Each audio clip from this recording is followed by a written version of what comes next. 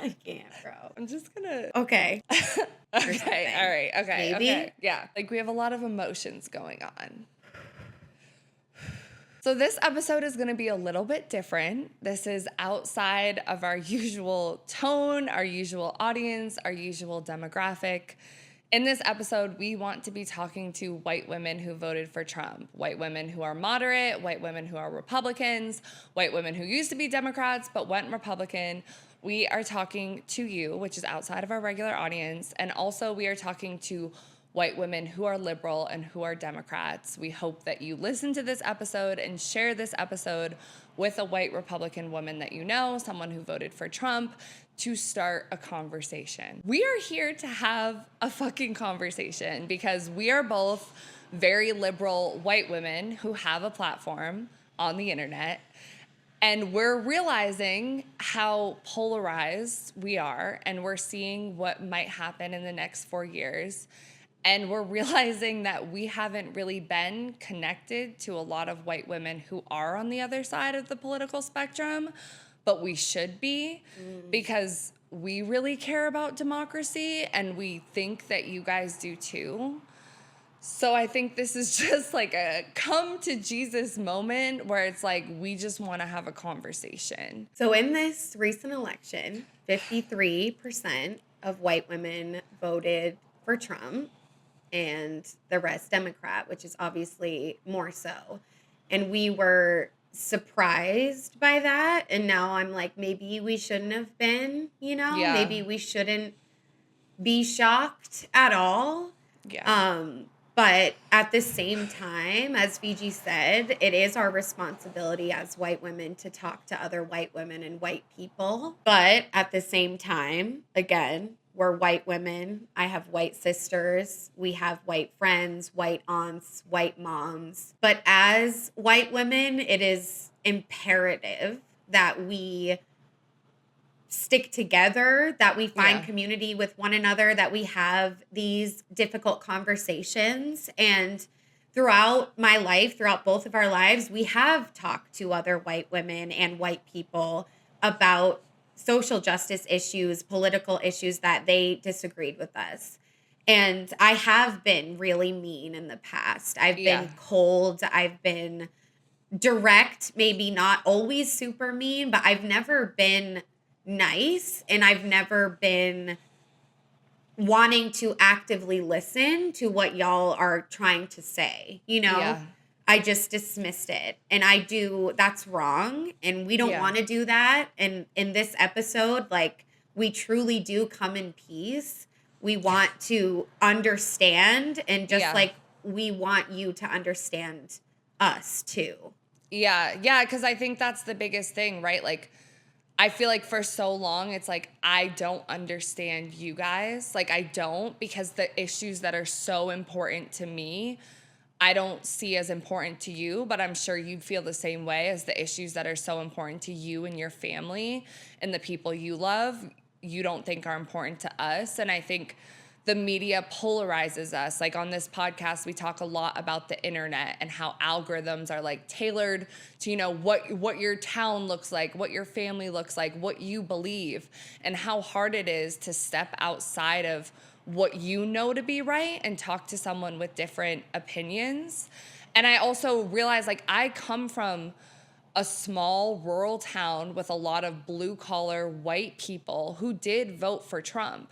And I had the privilege of going to college at a very liberal school in Boston and then moving to Atlanta. And here I have found so much community in the Black community and the LGBTQ community. And I have kind of separated and distanced myself from a lot of the white women and white people like you guys that fall more conservative, are more Republican, and voted for Trump, because I just could not understand why you believe those things.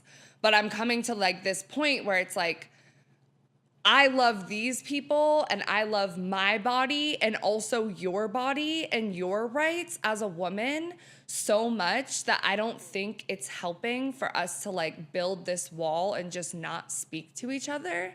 Yeah. Because like we want change. Like we both do, just different types of change. And maybe we don't understand completely where you're coming from and you don't understand where we're coming from, but we can only try to have conversations and like build from there. And I don't want to think that I'm better than you anymore, not you, Republican white women that voted for Trump, because I don't think that's helpful anymore. Yeah. Like, we are white women, we are the same. The world sees us the same. We all experience being white women in this society that we have. And I don't want to think that I'm better than you anymore because of my beliefs. I truly want to understand. Yeah. And like you said, like, we love your body too. Like, I'm scared for you that you did that. And like, it hurts me. It hurts all of us. Like, we're walking around in the world, like, we're all white women. It's not like anyone's going to know differently. You don't know my beliefs when you just see me. Like, we're all representing something together. Like, even though we've been angry in the past, like, at the end of the day, like, we are all the same. You know what I'm trying to say? Yeah. And it's like these issues that we're going to talk about, like, we're going to cover the economy and immigration, which we did our research and we saw that those were the top 2 issues that white women who voted for Trump cared about. And so we're going to talk about those, and we're just going to provide our perspective on those things. And then we're also going to provide our perspective on issues that are really important to us because, like we said, it's our bodies, it's your bodies, it's the people that we really deeply care about, like immigrants, Black people, people of color, and trans people, LGBTQ plus people. And I know that you guys are voting from a place where it's like you care about your families, the cost of living, groceries, your safety, all of that. Like, you're voting from a place of like care and love too. Like, I want to believe that it's from that place and not hate. Like, I think a lot of like what my immediate mind goes to. Yeah. You know? So, Yeah. And again, I just want to say this is extremely hard for both of us to do this. And again, I've never done this type of conversation in a nice way before with someone that disagrees with me. And I want to recognize that that is a huge problem and take myself out of it because this is important and we want to have this conversation. We had another episode we were going to put out and we stopped everything to record this last minute because that's how important it is to us to do that right now. So with that in mind, I hope that you can listen to us and we will listen to you. And we have been. We've been researching about the reasons why you did vote for Trump. And that's what we're going to get into first. Yeah. And I do also just want to say, like Autumn said, like, it's hard for us to have this conversation and we don't want to be disrespectful at all. We don't want to be hateful. We don't want to be mean.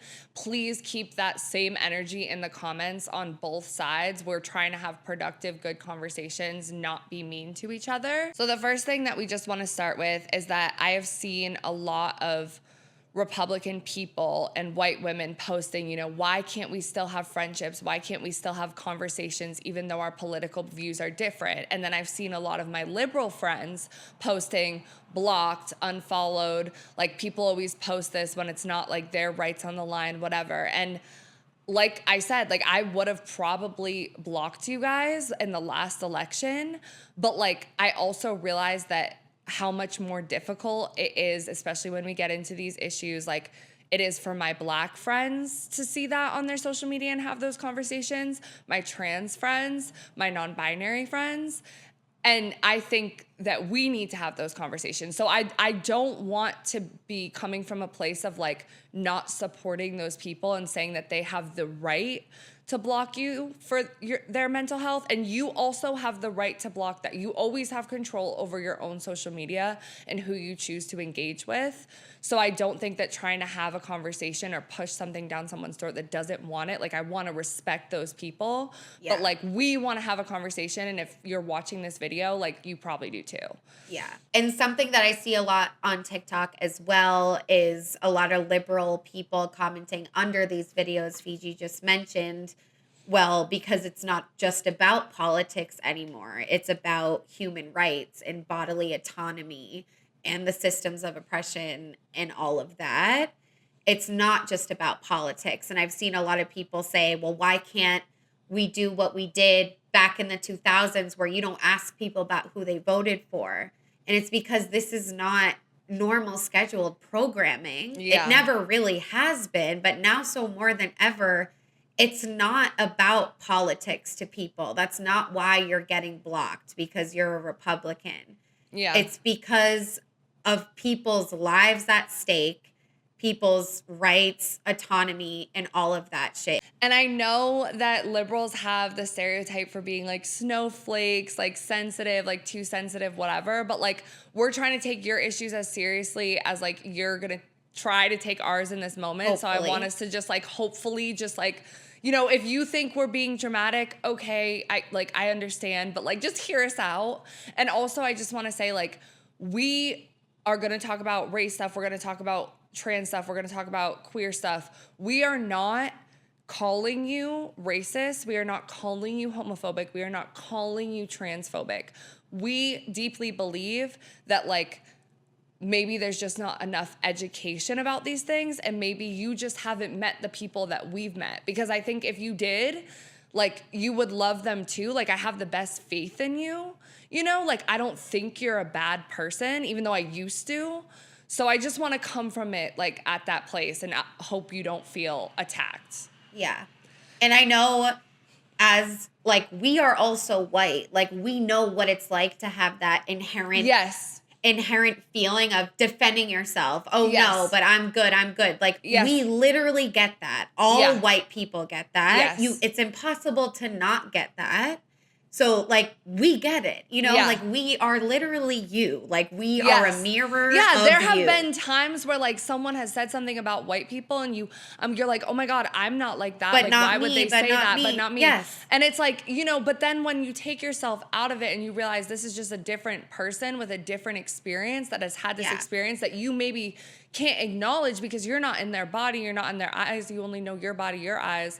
Right. So it's just like stepping back for a minute. Cause like, but we get it. Like, we're trying to be empathetic. Like, we fucking get it. Like, we get it. All the white shit that you feel, we understand. Yes. Yes. So we're going to put this graphic on the screen. This is from NBC, and we're just focusing on white women for this episode. So again, as you can see, 53% voted red and 45% voted blue for this election. We learned that white women constitute the largest voting bloc in society. I didn't know that before. Yeah, me neither.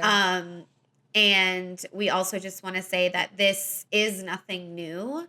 White women have really always majority voted for Republican. So again, that's why I'm like, we shouldn't have been shocked. Like, we are the largest voting bloc, and we're also the most divided voting bloc. Yes. There is. In so many rural and suburban areas, though, it was other anxieties that dominated.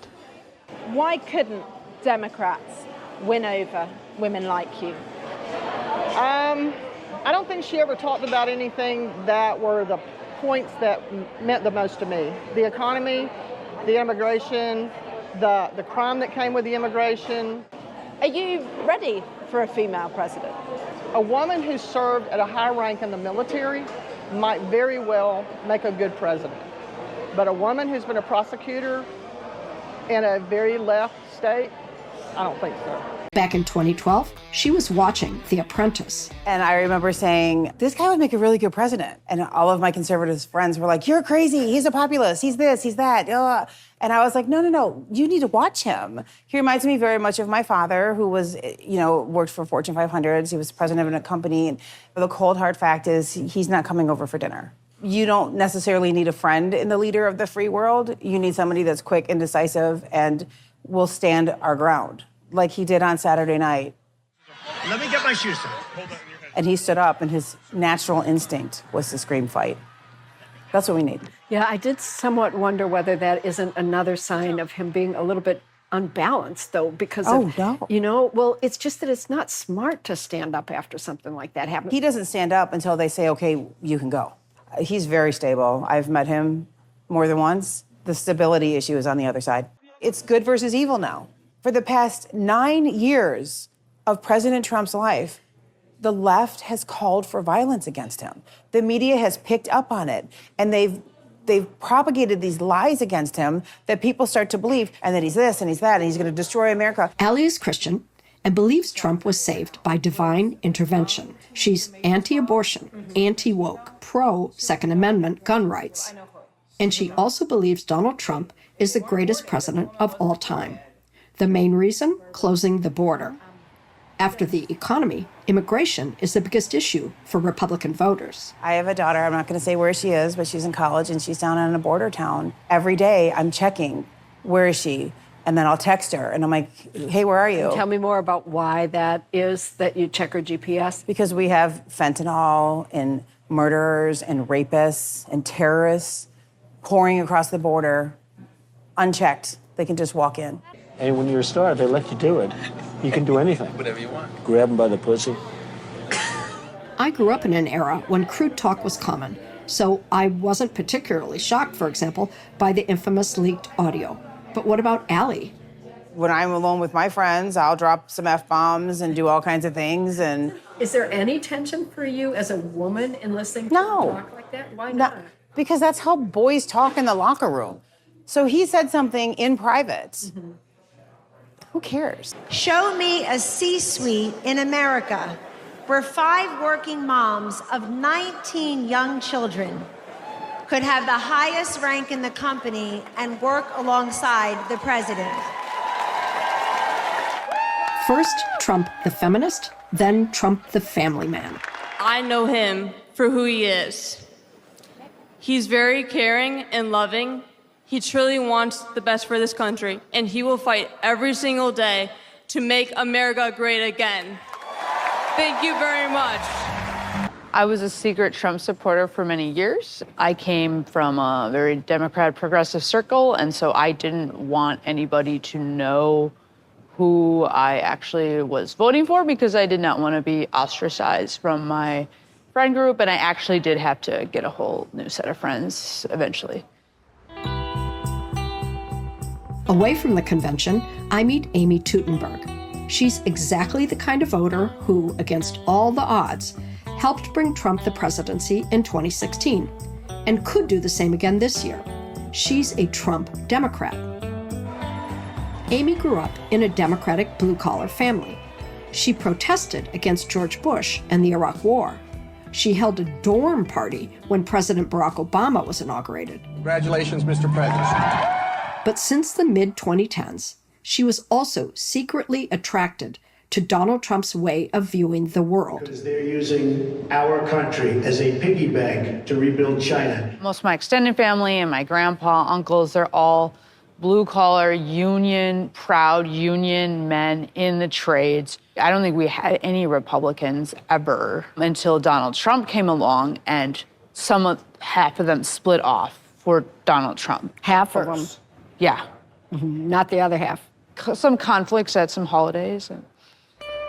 When Trump talked about protecting U.S. jobs by curbing trade with China or putting an end to the unchecked, unmanaged migration over the southern border, Amy sat up and listened. But for Amy, whether it's Trump or someone closer to home, it's clear that actions are more important than words.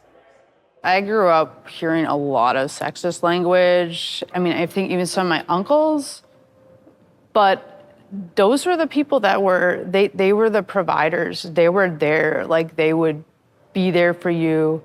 I just remember my dad got laid off, like even though like they had those views, like they showed up, you know? And so like, you know, they came and like fixed our car and like helped the family. So I think if Donald Trump can do the job better and make the economy better for everybody, that's more important than the language.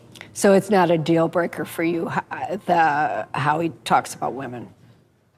No, I don't want war, and I want to be able to afford a house. So, I mean, I'm not going to date him, you know? So, I mean, it's either just how someone talks versus what somebody does and like the policies they have. So now, as we heard in those videos and the other stories that we read, the economy is one of the top 2 issues for people like you, white Republican voters, white women Republican voters. And we just want to say that, like, we get it. Like, I live alone in Atlanta, Georgia. Like, I have a mortgage. My mortgage raised $400 next fucking month because I didn't file my homestead taxes, which is my own fault. But, like, you know, I have a good job, but I live paycheck to paycheck. Like, I don't have a savings. I don't have a 401k. I like stretch my groceries. Like, and I can only imagine what it's like with a whole family. You know what I'm saying? Like, trust me, I want the prices to go down, like, deeply. Yeah, I've basically worked as a freelancer in the entertainment space since I got out of college. So I've never had a stable job, like, ever since I've graduated. Like, I'm always bouncing around. Just recently became a freelancer, social media manager. And I also work at a doggy daycare and get paid minimum wage. Like, I go weeks with like $30 and like making it stretch. So like, I understand it's really bad right now. And I get that y'all care about the economy. Like, we completely understand that. So we did a little bit of research about, you know, what Trump has been campaigning for his economy. And a lot of it has been talking about tariffs. And we had to do some research on tariffs because we didn't really know. You know, so tariffs, if you guys don't know, are taxes imposed by one country on goods imported from another country. Tariffs are trade barriers that raise prices, reduce available quantities of goods and services for U.S. businesses and consumers, and create an economic burden on foreign exporters. And we're going to talk about this a little bit more with some more research. But this other article that we found essentially said Goldman Sachs estimated that the economy would shrink by 0.5 percentage point during Trump's first year if he imposed all of his policies, including new tariffs on imports and a business tax cut that pushed annual deficits higher. Harris's plan, by contrast, would modestly boost GDP growth, according to Goldman Sachs. And then it says, like, obviously, like, post-pandemic was like a completely different animal. Like, we were not prepared for like the dramatic unemployment rates, like the way that affected the economy, like, at all. That was just like, what the fuck happened? But it says many voters blame or credit the president for whatever happens on their watch, but market forces drive the economy, and presidents normally only have a marginal effect, actually, because, you know, like, things carry on. And it says, looking at 4 indicators, inflation, interest rates, gasoline prices, and GDP growth, shows that the trends under Trump were largely the same as those under his predecessor, Barack Obama. The COVID disruptions that began in 2020 changed the trajectory for all 4 of those metrics. So they're saying it was really, you know, COVID that made this happen. It wasn't necessarily like things we had control over. And then it also says Trump wants people to believe that he presided over the, you know, best economy in the history of our country. But it was really actually kind of the same as Obama's second term by the numbers. And under Obama, from 2013 to 2016, real GDP growth averaged about 2.5% per quarter. And then under Trump, during the 3 years before COVID hit, it averaged about 2.8. So just like 0.3 points higher. And then including COVID, GDP growth under Trump averaged about 2.4. So a little bit below Obama. And then under Biden, actually, even though we don't feel like it because inflation is so high, the GDP growth has raised to an average of 3% per quarter. So like higher than both Obama and Trump. And I was watching MSNBC on election night, and they were talking about this, which makes sense. But when they said it, I was like, oh, yeah. It takes time for like your everyday person to feel the effects of the economy. Like, we're all just like little miniature ants. So it's like these numbers, it's like, okay, no, but it's like this shit literally takes years to affect like everyone and like the general public. So that's kind of a reason for why we don't feel that way, and it's hard to imagine. But again, this is why research is important, because I didn't know that just waking up in the morning. We had to look it up. Everybody does. There's a reason that politics, they are, they don't teach us how to interact with politics. You kind of have to figure it out. They give us broad statements and want us to latch on to, but like, you have to really do the work and peel back the layers. And how many of us actually have time to do that? We're busy working. We're busy trying to pick up the second. Like, it is hard to stop and, look at it. But I think it's important to pay attention to the numbers because, Yeah, and even the news, sometimes it's like it's not even reliable. And you got to check different channels, get different sources and compare.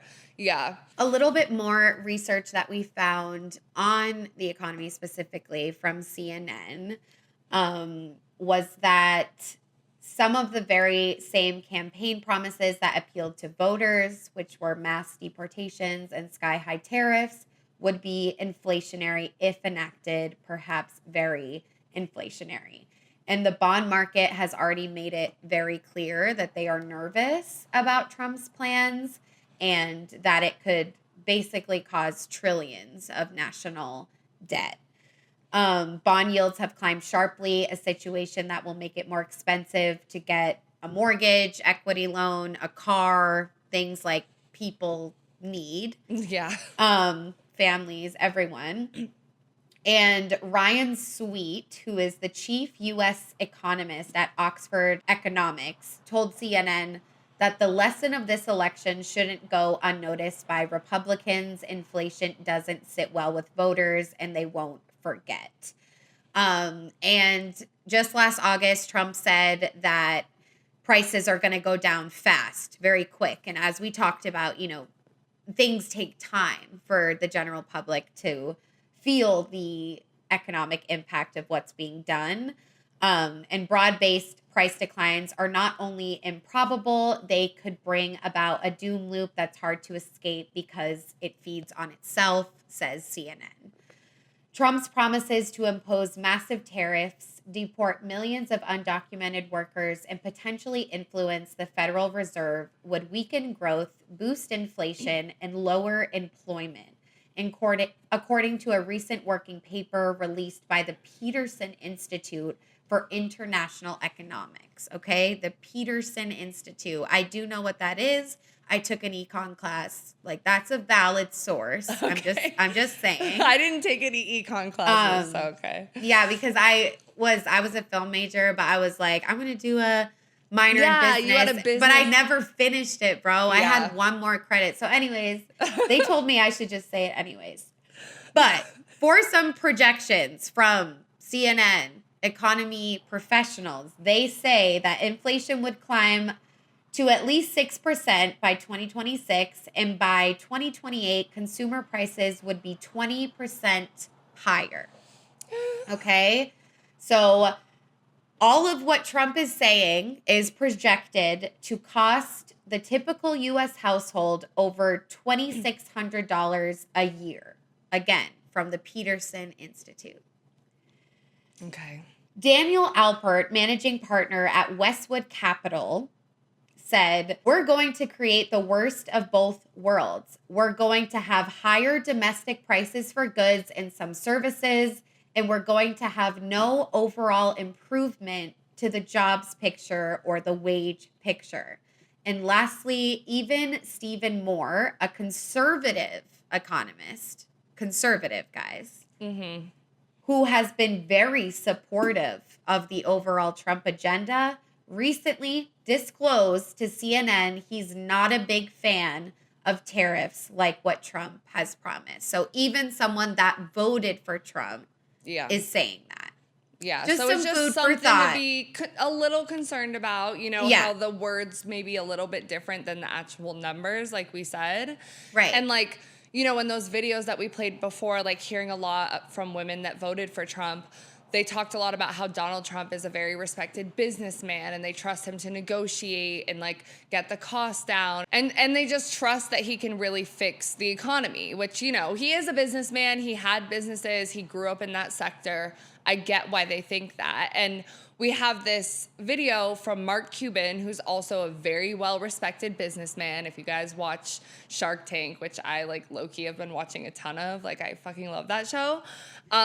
He has some experiences negotiating with Trump and talking about, you know, economic stuff. And this is just what he has to say. And I went and sat in the Oval Office with him, right, and tried to pitch. My plan still needed a lot of work for sure, but I tried to explain it to him. It's like anything else with Donald, just he's not going to try to get into any details. But I don't want to get into specifics. But to your point, right, he's the type of salesperson. So if you don't look at him as a politician and you just look at him purely as a salesperson, you know, he's the type of salesperson that will say anything to get the sale. We've all had to deal with him, right? Yeah. And that's who he is. Wrong. But he's a good salesperson, and he will connect to you at a visceral level and understand what your fears are and sell you on fixing those fears. And then he'll amplify those fears. In technology, your computer's going to crash. You're going to get hacked. Hacking is the worst it's ever been. Buy my software, right? That's who he is. It has nothing to do with whether or not the software works, but if I can get you to become afraid of Haitians, of black people, of Jews. They're eating the dogs, the people that came in. They're eating the cats. Whoever it is. Trans people, gay people, whatever, right? Yeah. Anybody, then I can sell you on the fact that I'm your guy. Because when you're selling something that isn't discreet, right? It's more general, like cybersecurity, right? Or fear that your community is being taken over by these immigrants. That's the easiest sale in the world, and that's why so many people follow him. We're going to win so much, you may even get tired of winning, and you'll say, please, please, it's too much winning. We can't take it anymore. Mr. President, it's too much. And I'll say, no, it isn't. We have to keep winning. We have to win more. We're going to win more. We're going to win so much. I love you all. So I know this is a sentiment that has also been expressed on the right, which is kind of like, you know, these politicians are lying to you. They're making all of these promises, but they're not following through. And I've seen a lot of people say, you know, it is on both sides. They think Trump might be that way as well. And I think even if you like respect Trump and think he is like the right businessman, and we are going to get into a little bit of his like business history a little bit later, but sales is a thing. Like I work in marketing, so like a lot of my job is to write stuff that makes you want to buy stuff. And then I work very closely with sales. And a lot of that is working on your fears and your insecurities to get you to, you know, spend more money. And so I think like what Mark Cuban is saying is just like, be a little bit cautious, because some of these like broad statements that he's making are hitting on pain points that are so close to your heart. Like, be afraid of like immigrants that are taking your jobs. Be afraid for your safety. Like, everyone's afraid of their job security. Everyone's afraid of their family's safety. And he's saying anything to kind of get the sale, anything to become a politician. And we're going to talk about immigration and like that's next. But just, you know, with his history of a businessman, even if you respect that and you think he can get the job done, also know that that's like a double-sided coin where it's also the salesman side of him that could be preying on your fears, you know? And I think it's right to look at politicians and the job that they had before or where they come from. Mm-hmm. And a lot of people that were not in favor of Kamala Harris pointed out that she's a prosecutor and they didn't like that. And so for Trump, you know, he's a businessman, he's a salesperson, and he's obviously good at it. He won the election. He is, you know? And so it's like, we just encourage you to look at that as well as like that is his past. And so it's just something to consider. So next we're going to talk about immigration. And we're talking about it because it's important and also because it is, again, one of the number one reasons why a lot of white women, 53% of them, voted for Trump because of like what we were saying. You're scared and you want to protect your families. Specifically, immigration is something that is really really hard for me to talk about because I have people in my life that are really close to me that are immigrants that I've known, my family as well. Like I've been surrounded by immigrants since I was a little girl. It's been, people in my home consistently.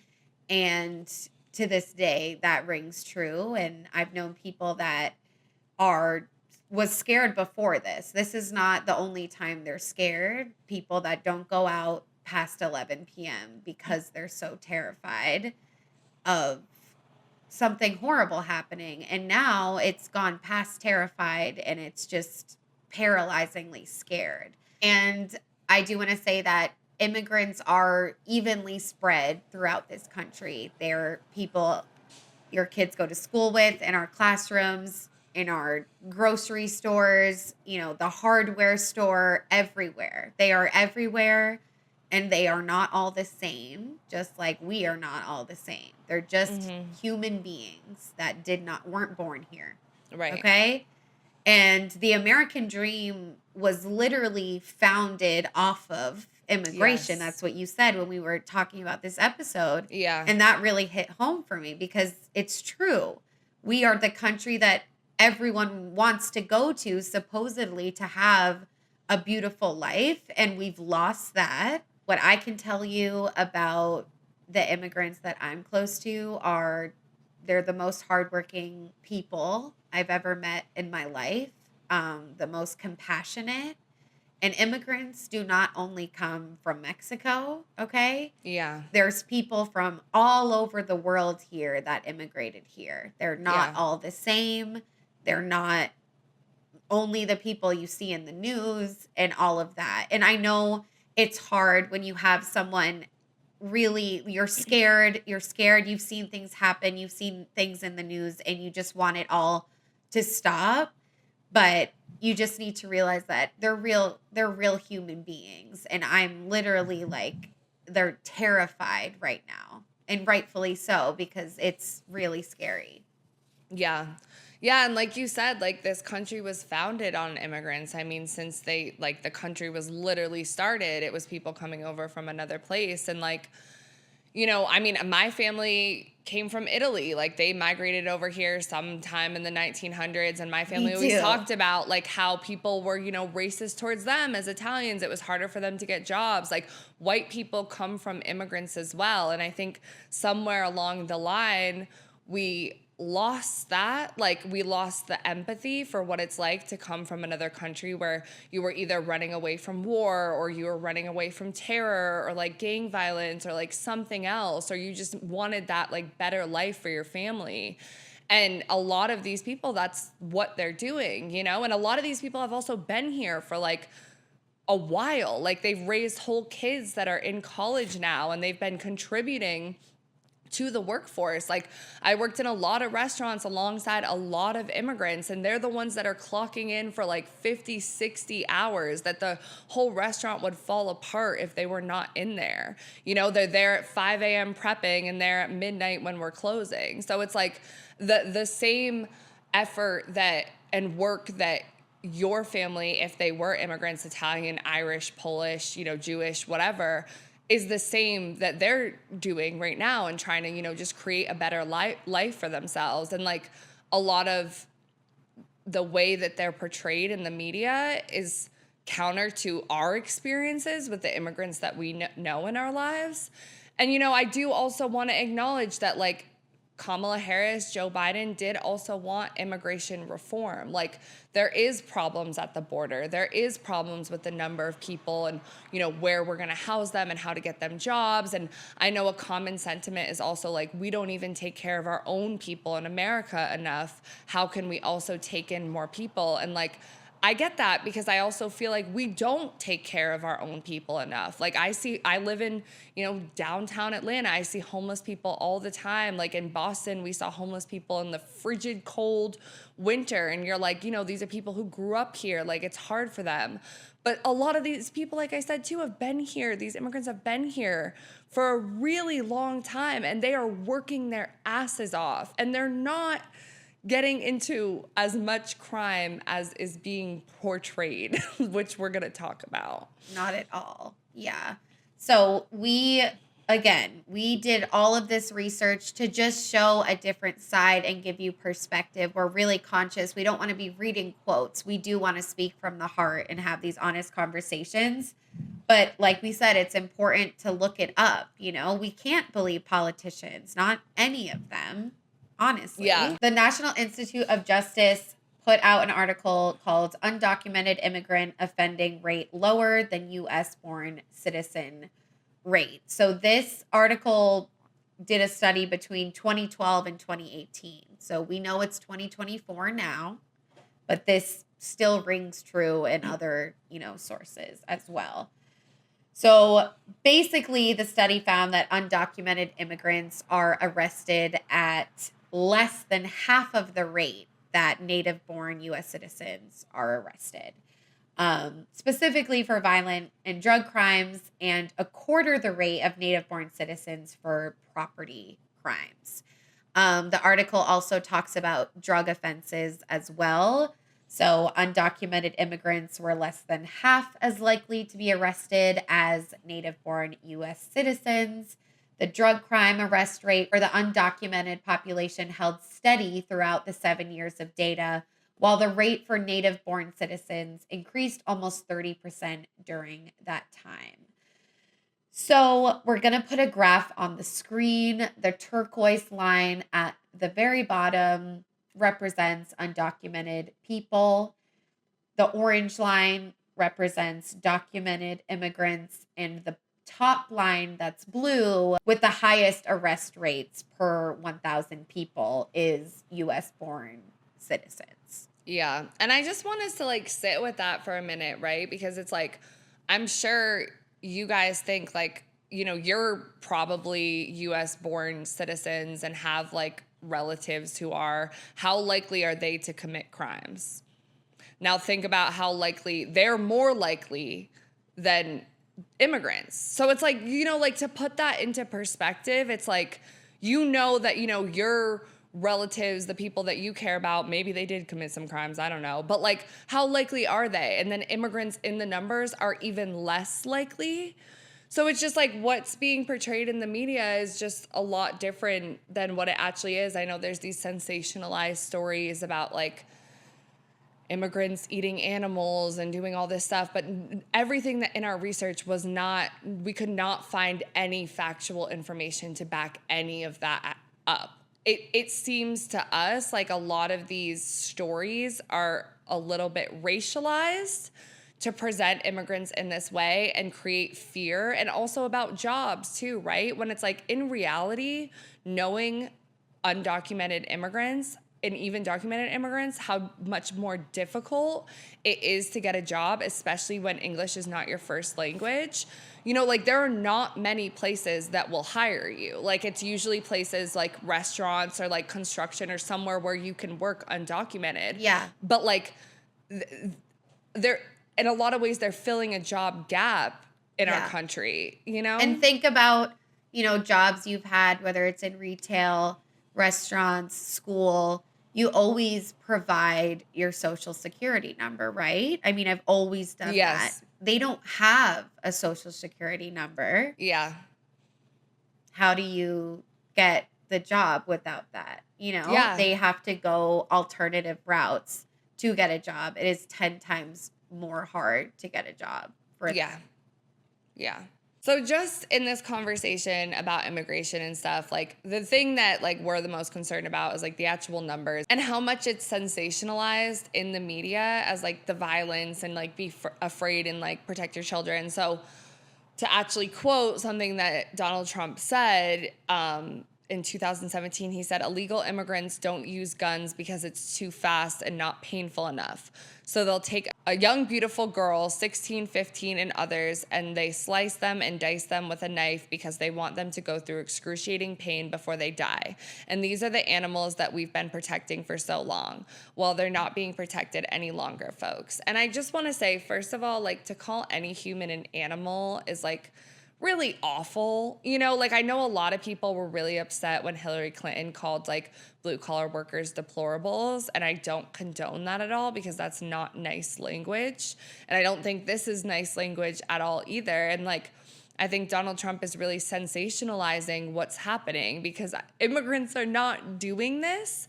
But I think like Mark Cuban said with the salesman stuff, like he's hitting on a very key point. And if you are a white woman who has a daughter who's 15 or 16, and even like one of the white women in the videos that we played at the beginning who said she's afraid for her daughter that's on a border town in college, it's like, I get why that statement would invoke fear in you to protect your family. Like, that's your family.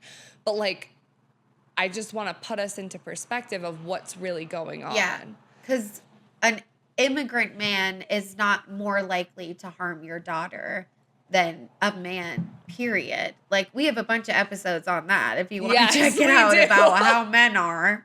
Yeah. Just kidding. Not the time, Autumn, not the time.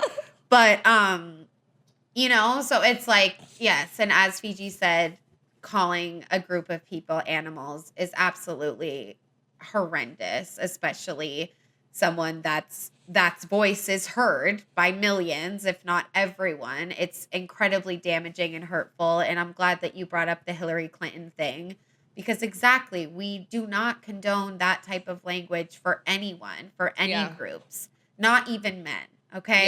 Yeah. We have a whole, and I think that's a common. We like men now. Yeah. Like, guys, sort like, of. we are feminists. Like, let's not get that wrong. We're feminists. We're intersectional feminists. We proudly say that we're liberals, all of those things. But we, in our journey throughout the year, like, realized, you know, the issues that men are facing. And I think that's another thing that, like, separates us as women, because I know a lot of white women that are very loyal to like their husbands, their sons, their boyfriends. And like, I think that has created another divide among us where it's like, you know, white men are always the problem. White men are always the problem. And like, when we talk about like crime, I think we also need to acknowledge the like tragedy that is going on with young white boys in our country when it comes to gun violence, and how that really puts children at risk at schools as well.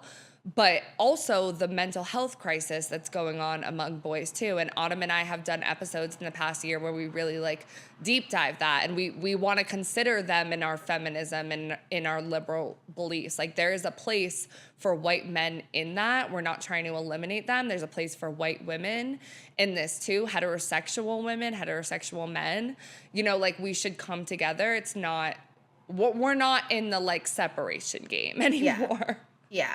And, you know, because this quote talking about immigrants and the fears for like young daughters, and also the crime rates between US born citizens versus immigrant born citizens, I want to also just point out a little bit of the hypocrisy because of what Donald Trump has done. And I also want to say, I know a lot of white women that voted for Trump in the previous video said that the sexist language, they didn't agree with it, but it didn't bother them because he gets the job done.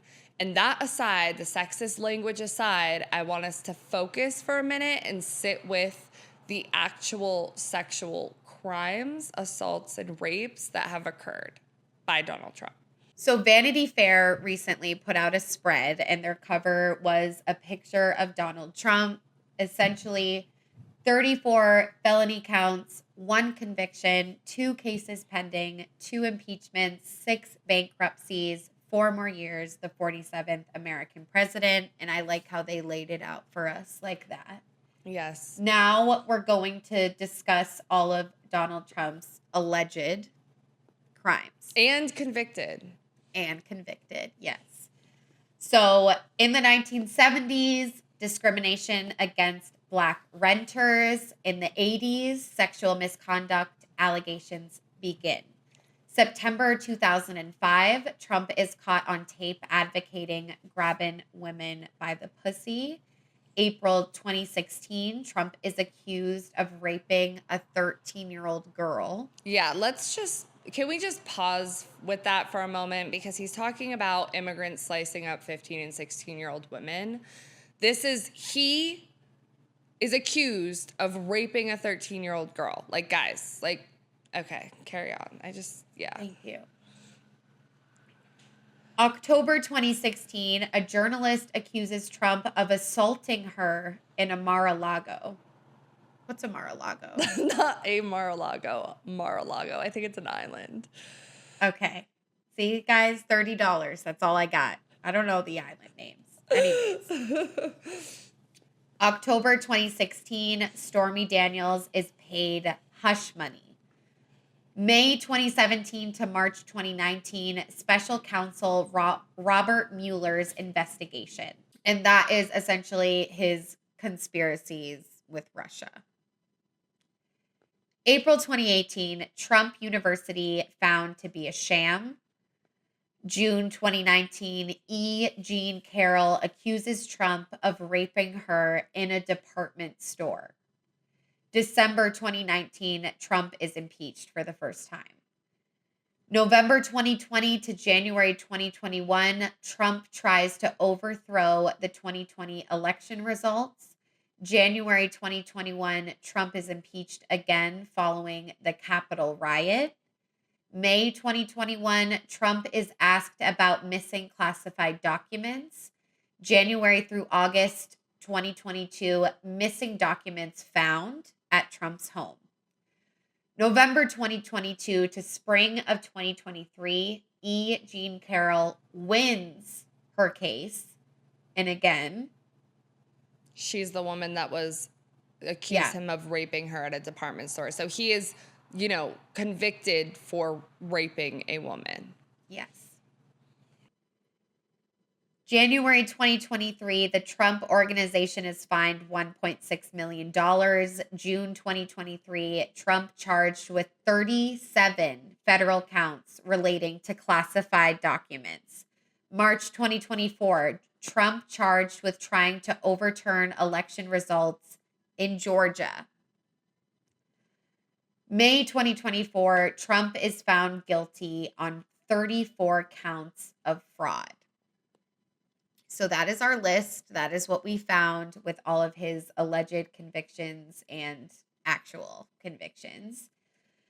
And now we're going to read all of the names of the survivors of Donald Trump and what he did to them, which he's all denied. It's domestic violence, sexual abuse, rape, all of those things. So in 2013, we have Cassandra Searles. In 2007, Summer Zervos. 2006, Nini Laaksonen.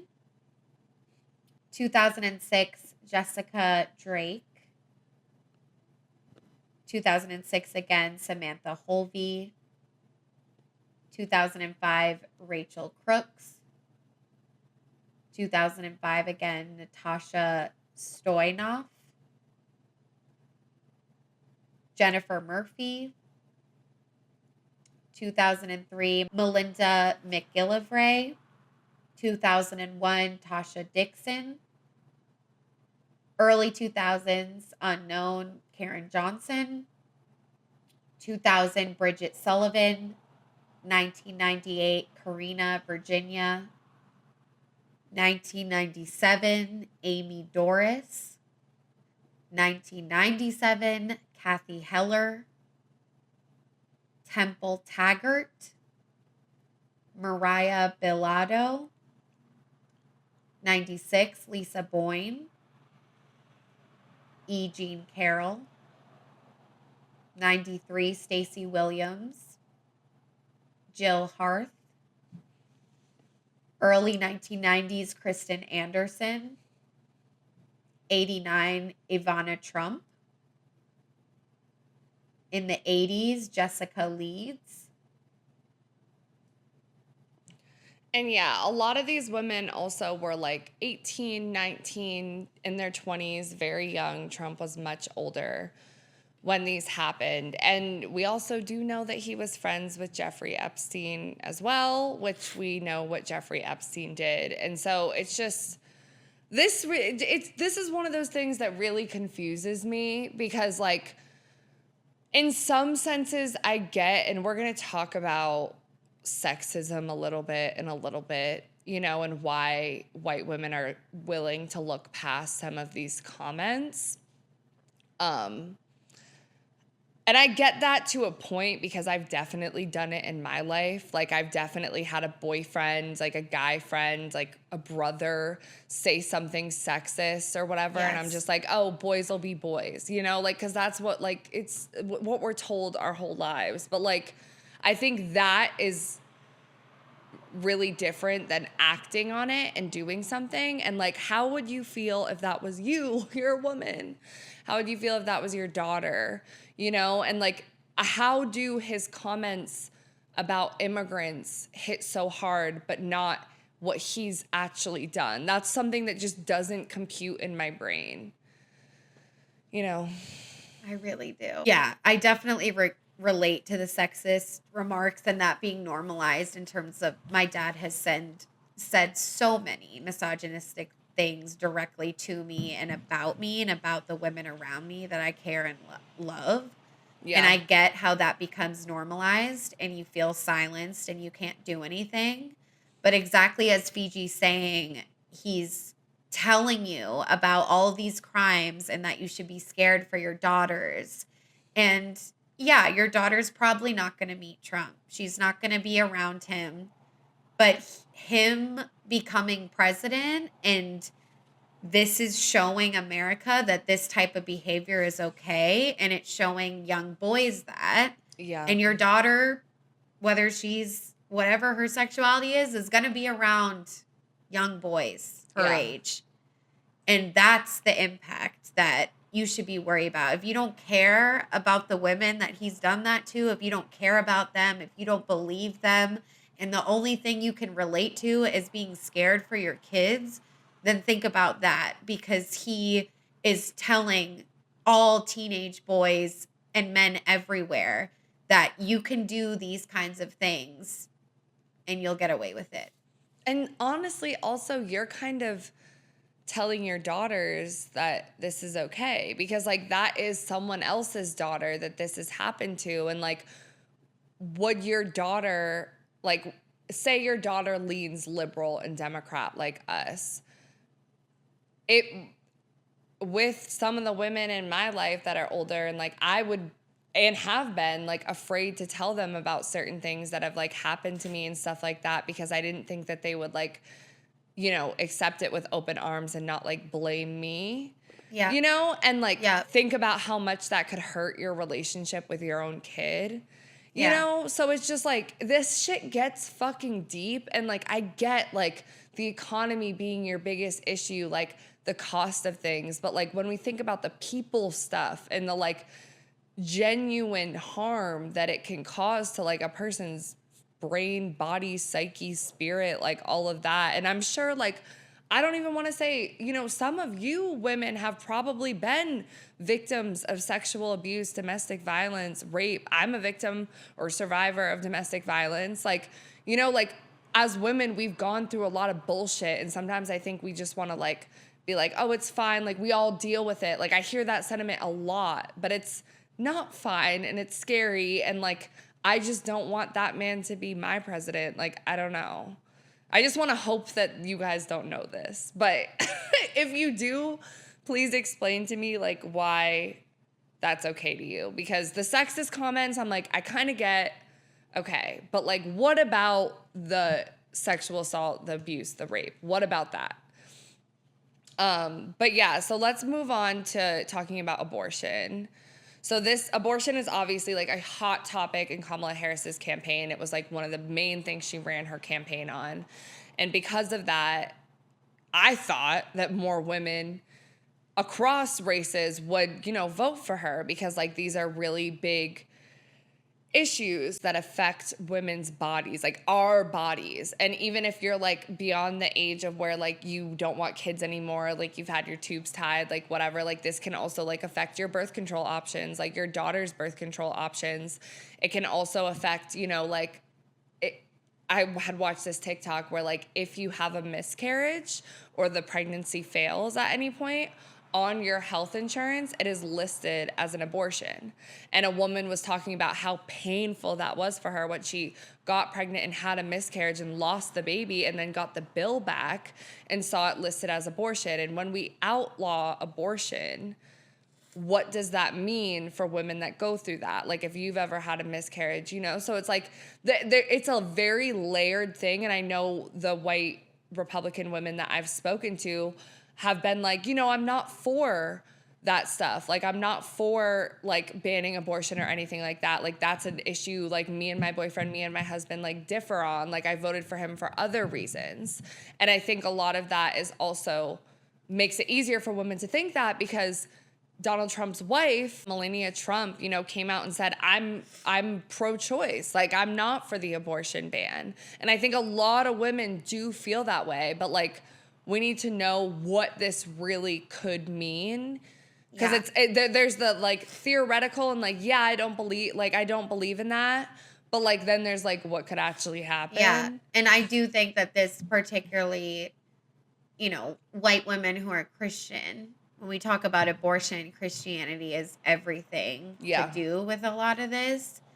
So even if they don't want to ban abortion for the same reason that Trump does, they don't support abortion because they believe that's, you know, or that's their religion. And so what do you do about that? But a lot of these abortion bans are complete bans, even if a woman was raped. Okay. And then a lot of them also ban abortion at 6 weeks or 12 weeks. Now, at 6 weeks, a lot of women don't even know that they're pregnant. Like, they don't know. I got pregnant and did not find out till after 6 weeks when I was like 19. And I had an abortion. And had I not had that abortion, I don't think I would have finished college or like been where I'm at today. I think it would have like very much set back the trajectory of my career. And like, I'm not going to say it wasn't hard. Like, it was hard. Like, feeling that was like, you know, it's not easy. But at the same time, like, I want that right, and I also want the right to birth control, which is also up for grabs. And then the other thing with all of this abortion stuff is when Roe v. Wade was overturned, we saw more restrictive sex education bills than ever before, like record-breaking for the year. And we have an episode about sex education if you guys want to watch that. But the part about that that's also scary is that sex education is the only time when a lot of women learn about their options and also what consent is. And I think that, like, because I didn't have the best sex education, I made a lot of, like, bad choices, like, a lot of bad sexual choices, and, like, disrespected my own body by, like, having sex with people who didn't, like, care about me, or, like, said yes when I really meant no because I didn't know any better. And, like, that is the culture that we're like heading more towards. I think we've already kind of been there.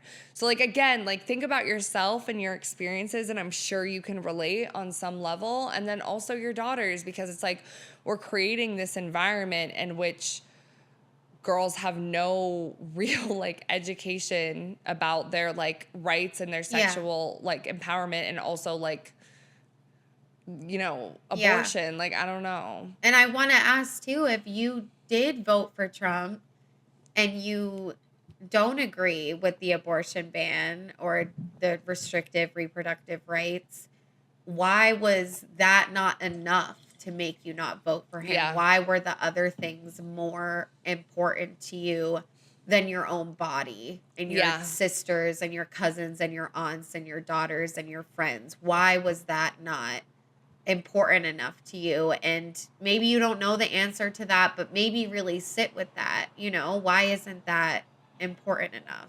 Yeah, because I also want us to consider, like, you can get arrested and locked up for getting an abortion or providing an abortion as like a licensed physician. Or there's also in Texas, there's a $10,000 reward for someone who reports someone who is getting an illegal abortion. But I think as women, we know, and even talking about the fears of like, you know, rape and kidnapping and like all of that stuff, like, abusers are not often like brought to justice. So how backwards of a society are we in where a woman who gets raped and tries to have an abortion is more likely to be arrested than the person who raped her? Like, that doesn't compute to me, and that's, I think, leading us down a very, very scary path.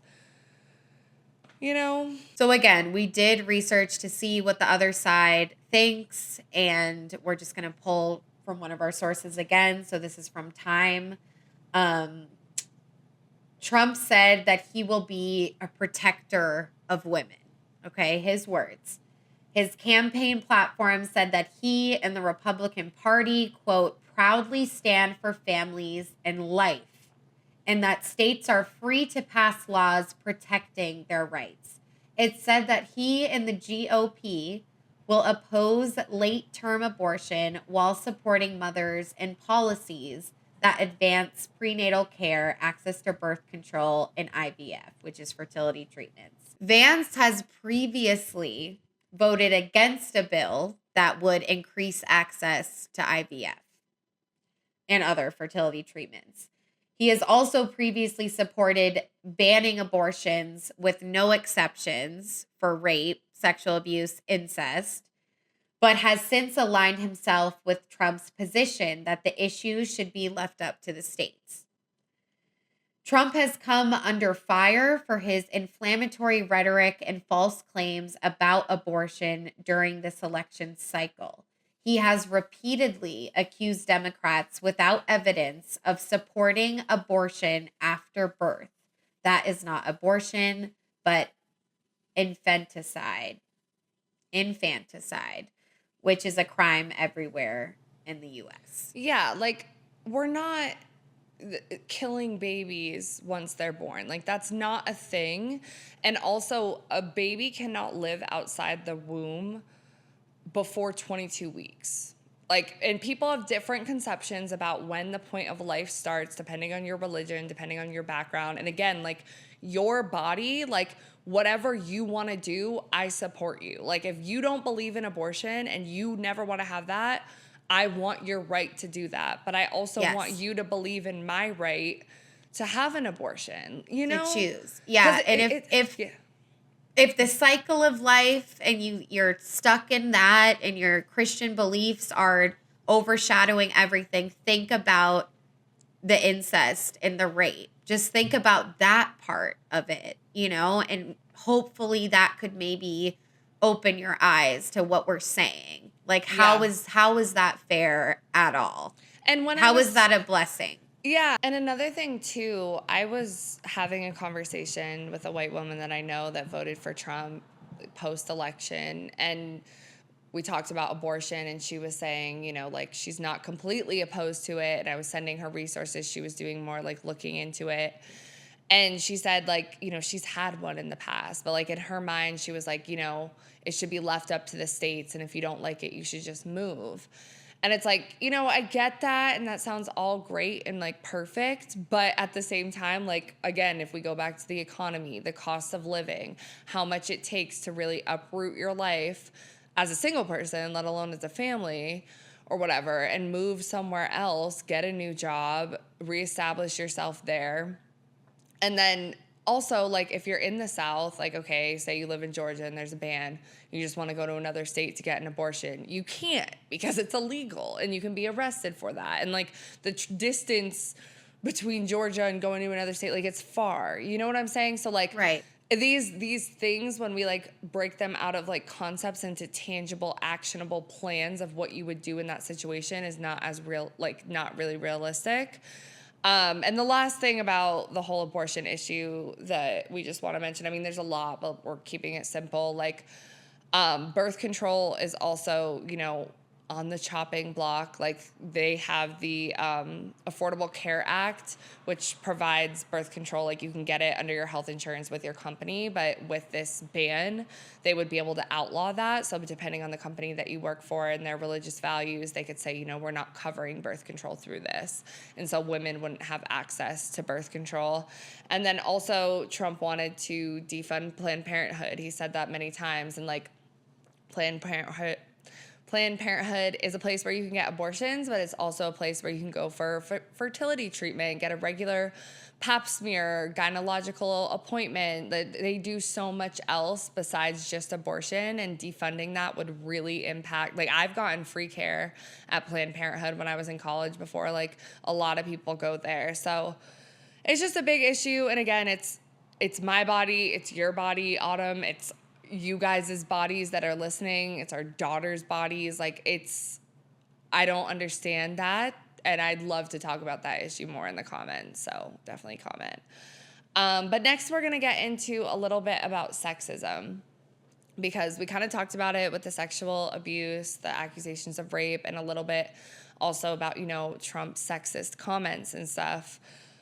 And that's something, again, as us being feminists, like, we don't get it, because I think we've had so much anger towards men and the sexism that we've received in our lives. And I've also watched, like, white women that I really, really love and, like, grew up with, and family members put up with sexism that, like, makes me angry for them. And I used to have a lot of, like, hatred towards them for that, even though I know it's not their fault.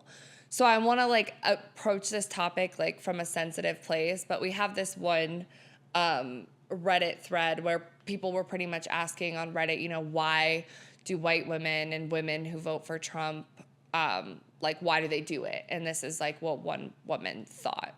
As a white woman surrounded by white women, they still exist in solidarity with men. They don't believe it would ever happen to them, and the only way they'll ever change their views is if it does. Then they'll be spokespeople, and as much as their lives may look different than their grandmothers, they center everything around men. How to get one, keep one, switch to a better one, etc. Most of the women I know are almost laid flat daily, taking care of husbands and children and working, but they keep doing it and waiting for a medal that will never come.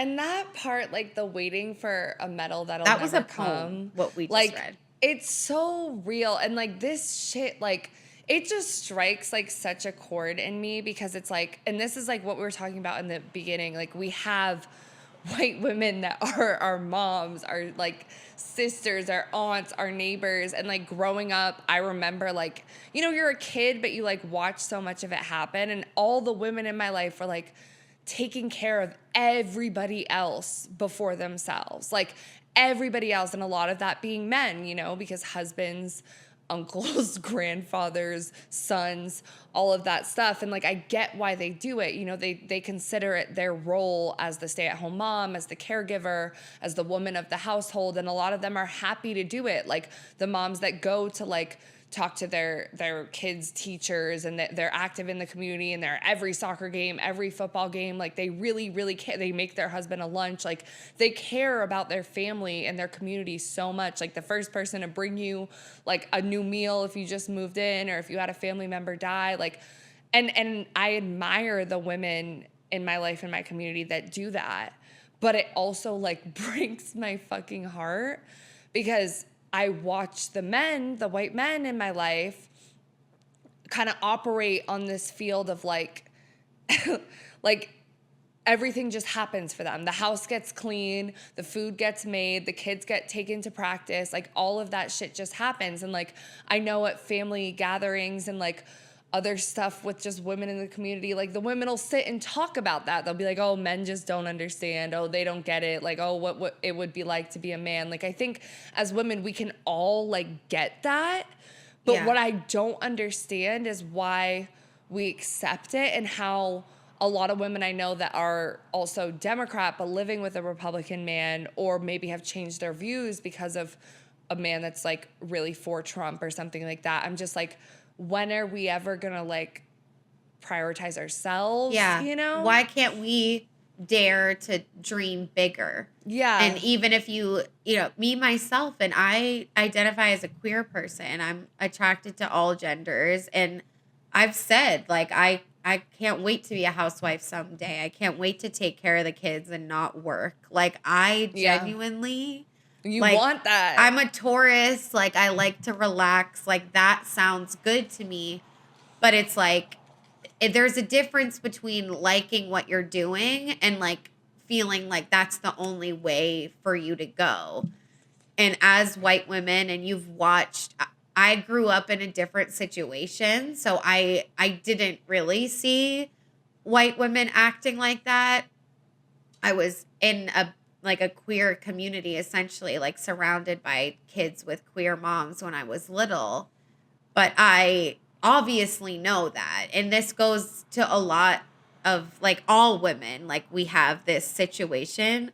But for white women specifically, it's like we were talking about, it's like it is a very specific thing. And you think about women that would literally take a bullet for their family, love their family so much, the blue collar family, the nuclear family, the American family, and they would do anything for their family. And what I just struggle to understand is how do women that care so much about their family and their neighbors' community not extend that empathy to people that Trump is harming and talking about harming, like undocumented immigrants, like BIPOC people. Like other families that just look a little different than them. That's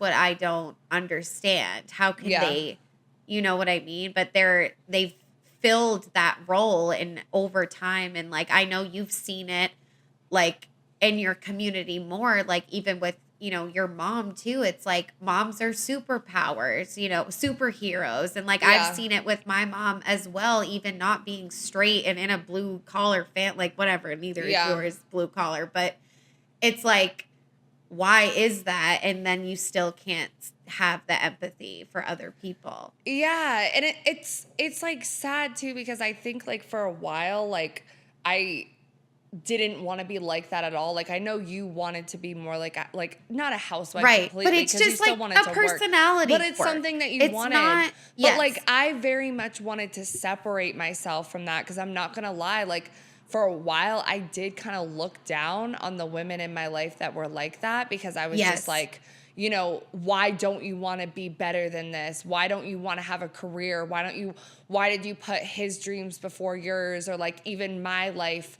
before yours? Like, what about you? Because I see you like stressed. Like I see the women like stressed and like baking everything and cooking everything and cleaning everything. And I'm like, I see a flurry of stress and no time for yourself.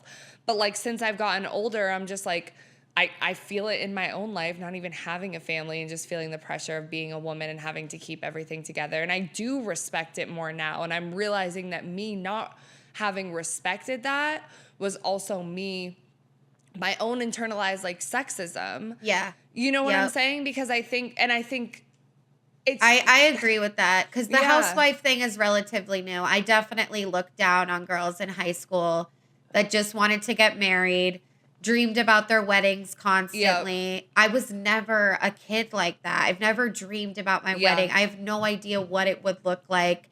Probably something like with the fairies and the forest. But it's like people, that was like their whole identity. Their whole life, yeah. And I did look down upon that. I was like, wow, that's sad. And it's not sad. It's not a bad thing to want to be in love and like want to have a family and like want those things and like be straight. But it was almost just like, dare to dream bigger. Like, why don't you want bigger than that? You can have the husband, you can have the family, and you can have like, you know, hobbies too that are not cooking and cleaning. And that's like, if you want. If you want to, right? And if you want. But if you don't, that's also okay. And like a lot of the women in the beginning videos that were talking about why they voted for Trump, it's like they see him as a family man.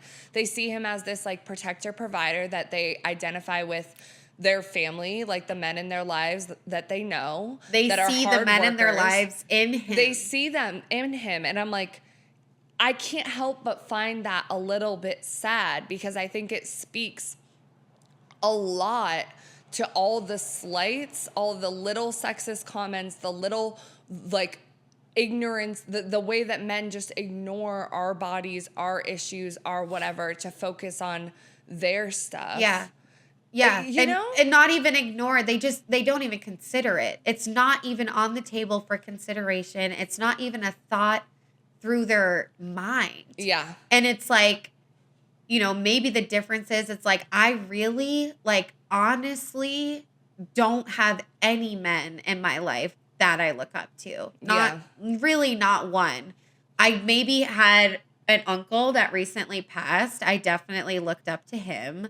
I looked up to my grandfather on my mom's side, but I'm like, I can't relate to the way that they see their family members in Trump. And it's like, well, I get that. If that is some familiar feelings you see, you're represented, like, okay, like you're drawn to him for that. But and I get that too, because like, okay, like I like my mom, for example, like her father was a Trump supporter. He was very passionate about being a Trump supporter. He lived in Florida.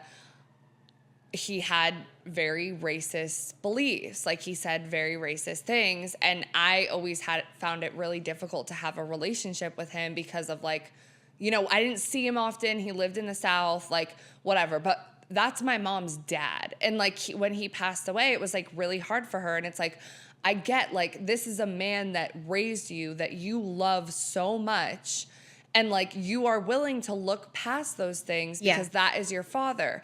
But what I also challenge everyone to, like, think about is that, like, there can be qualities about someone that you love so deeply that you will also not accept and that you will draw a boundary for. Like, for example, like, if you have a racist relative that you do not agree with anything that they say about immigrants or anything that they say about people of color, and they start to say that in front of you, you can leave the room. Like, you can walk away and you can say, I love you and I appreciate you and I know what you did for me, but, like, this is something that I won't tolerate. And, like, eventually they will learn. Like, you can still have relationships with people, like, between, and maybe, like, challenge them to grow. Like, I think as white women specifically, like, we always want to people please. We never want to rock the boat. We always want to make sure everybody else is, like, taken care of and, like, good and just like, we're quiet. But it's like, you know, no, you have that right to, one, not feel uncomfortable, because if you don't agree with that, like, and a lot of these women in the beginning videos they don't agree with what Trump's saying in these sexist comments, but they see it because they see it in their families. And it's like, you have the right to say that makes me uncomfortable or leave the room. Yeah. And the way that we don't consider ourselves and don't think that our feelings are big enough and matter enough, we've learned that from men because they've outright proven a lot of times that they don't care about our feelings. And if you don't feel safe enough to draw that boundary with a family member or think they won't respect it, that is something to consider. You deserve to be able to draw boundaries and to have someone hear you when I say, I love you, but this is something we disagree on and I can't tolerate it. You're making me sad. Like, you deserve to say that to them. Yeah. And it's okay. It doesn't mean you don't love them. It doesn't mean they don't love you, but them silencing you is a big problem. And if you feel scared to say, well, actually, I don't agree with Trump, you know, that's a problem and that's a scary place to be in. And I'm sorry if you're in that position and that you are dealing with that. Yeah. And it just breaks my heart because it's like the shit that you guys are putting up with, you know, because these other issues are more important to you. But, like, that, like, I'm just like, I get it though, because there's been plenty of times where I've heard sexist shit and I've just let it pass because I don't want to, you know, like, I completely fucking get it. And it's just you and that person that said something horrible. No one else is around. Yeah. Okay. There's no performative pieces because no one's watching. Yeah. You think it's like, oh, well, we just say that. They just say that in the house. It doesn't have real life implications. But, like, just he didn't mean it like that, though. Yeah. But, like, just like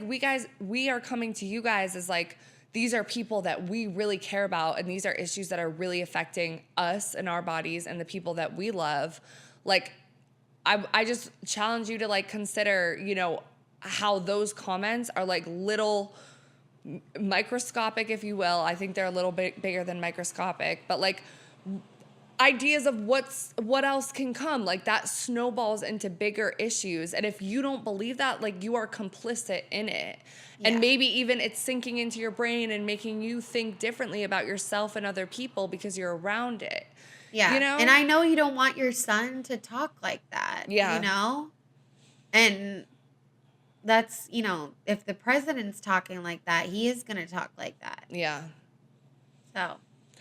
Okay, so next we have this story from this one woman who kind of was in this position that we're talking about and then like eventually kind of like found herself. So we're just gonna read this. She says, like many women, I lost myself into what is supposed to be marital bliss, the mental oblivion where your husband and children come first and you come last.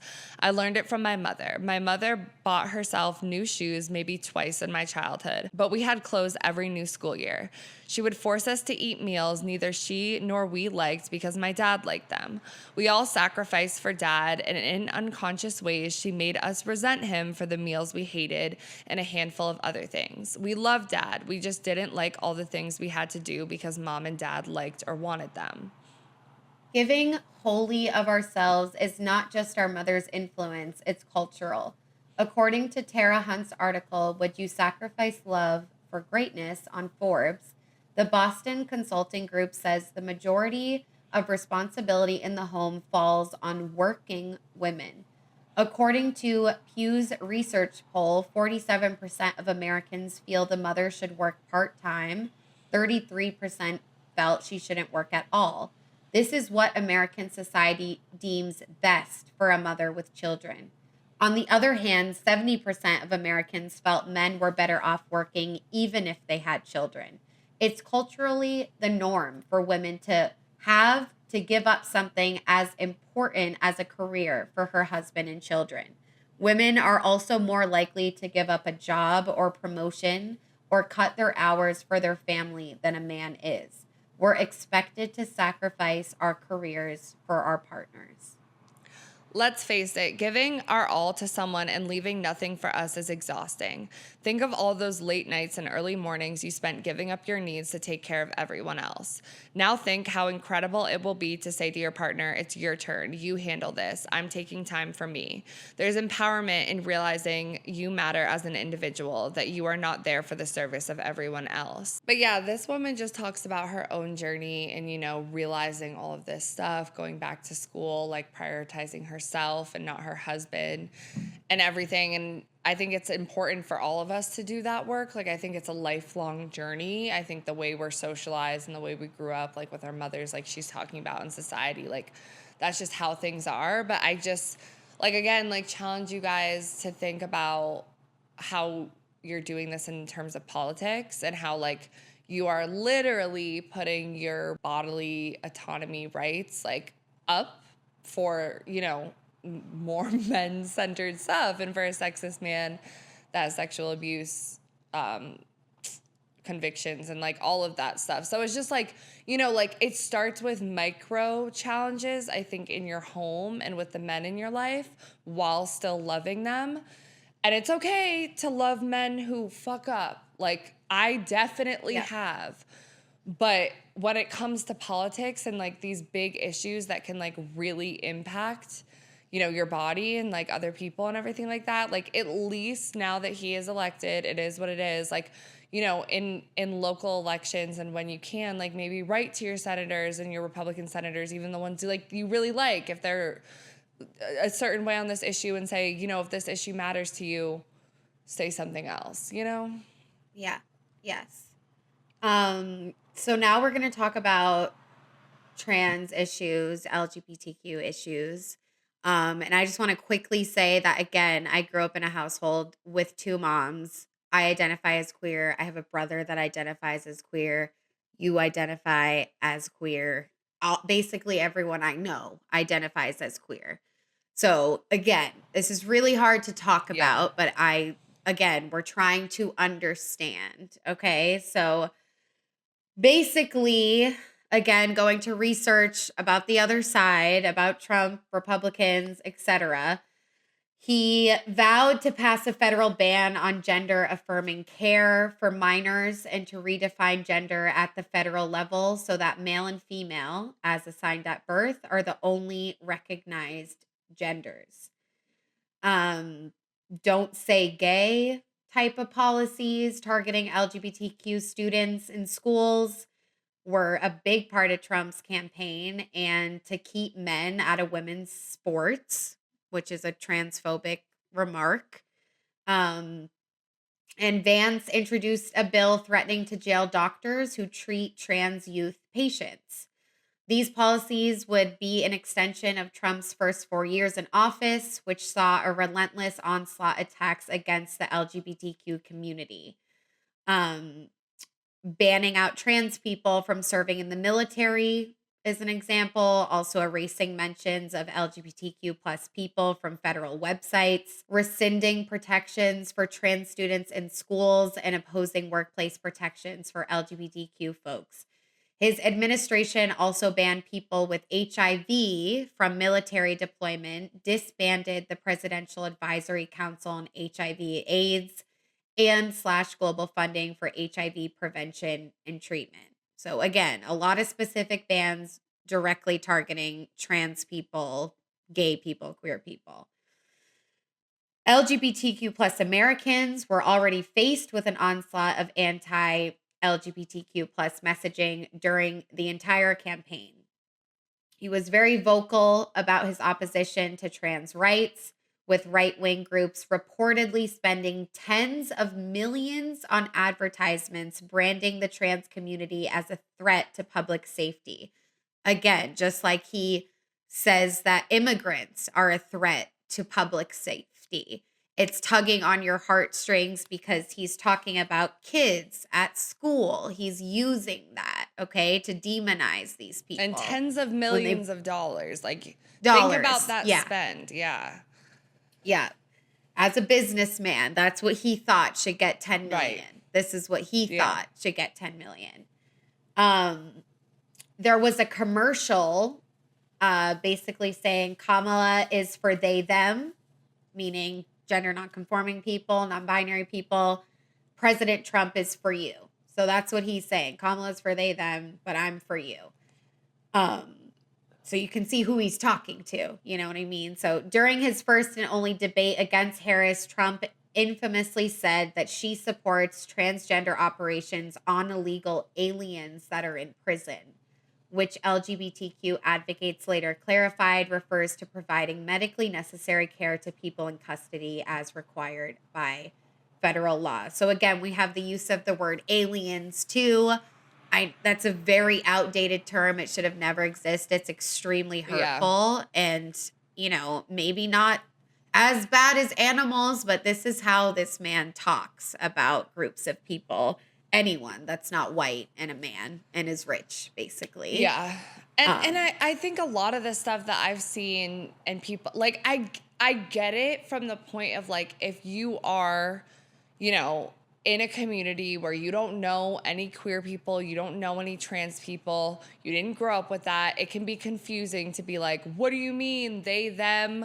Like, what do you mean people changing genders, blah, blah, blah, blah. But, like, if you met some of the queer people and trans people that we know, they're literally just like us. They're literally just like us. It's just that, like, you know, they were born in a body that does not align with their gender. Like, it just doesn't. And it's like a literal medical thing. Like, one of my mom's friends has a child that started to, you know, dress differently and wanted to be called different pronouns when they were like 3. Like, like, it starts early. And I want you guys to also know schools are not performing sex changes. Like, that's literally not a thing. That is illegal. That is not possible. Like, they don't have they hardly have a school nurse. The school nurse gives out Band-Aids and then they send you home if there's anything bigger than that. They are not performing sex changes at schools. And the reason that there are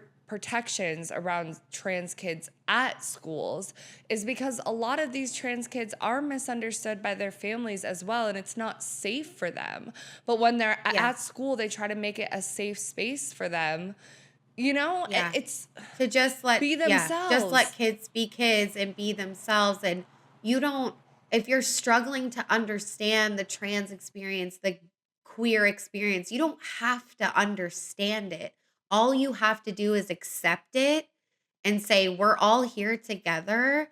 And I want, people to just be themselves and not be afraid. And like, yes, no one is doing anything to your kids to go to school and these surgeries. It's just simply not true. And you guys have to research these things to know. It's okay that you don't know. It's okay that you believed him for a second, but now seriously, like, look into it, and it's not Yeah, true. and especially all this stuff about, like, be worried for your daughters because, like, these trans women are going into, like, bathrooms and, like, whatever. It's like, who do you think, what man do you know in your life that would switch their gender so that they could be a predator? Like, most, like, men that I know would never give up their rights like that. Trans people have, like, among the least rights in our society. Like, they are discriminated against. There's, like, higher levels of rape and sexual abuse. A lot of them are forced into sex work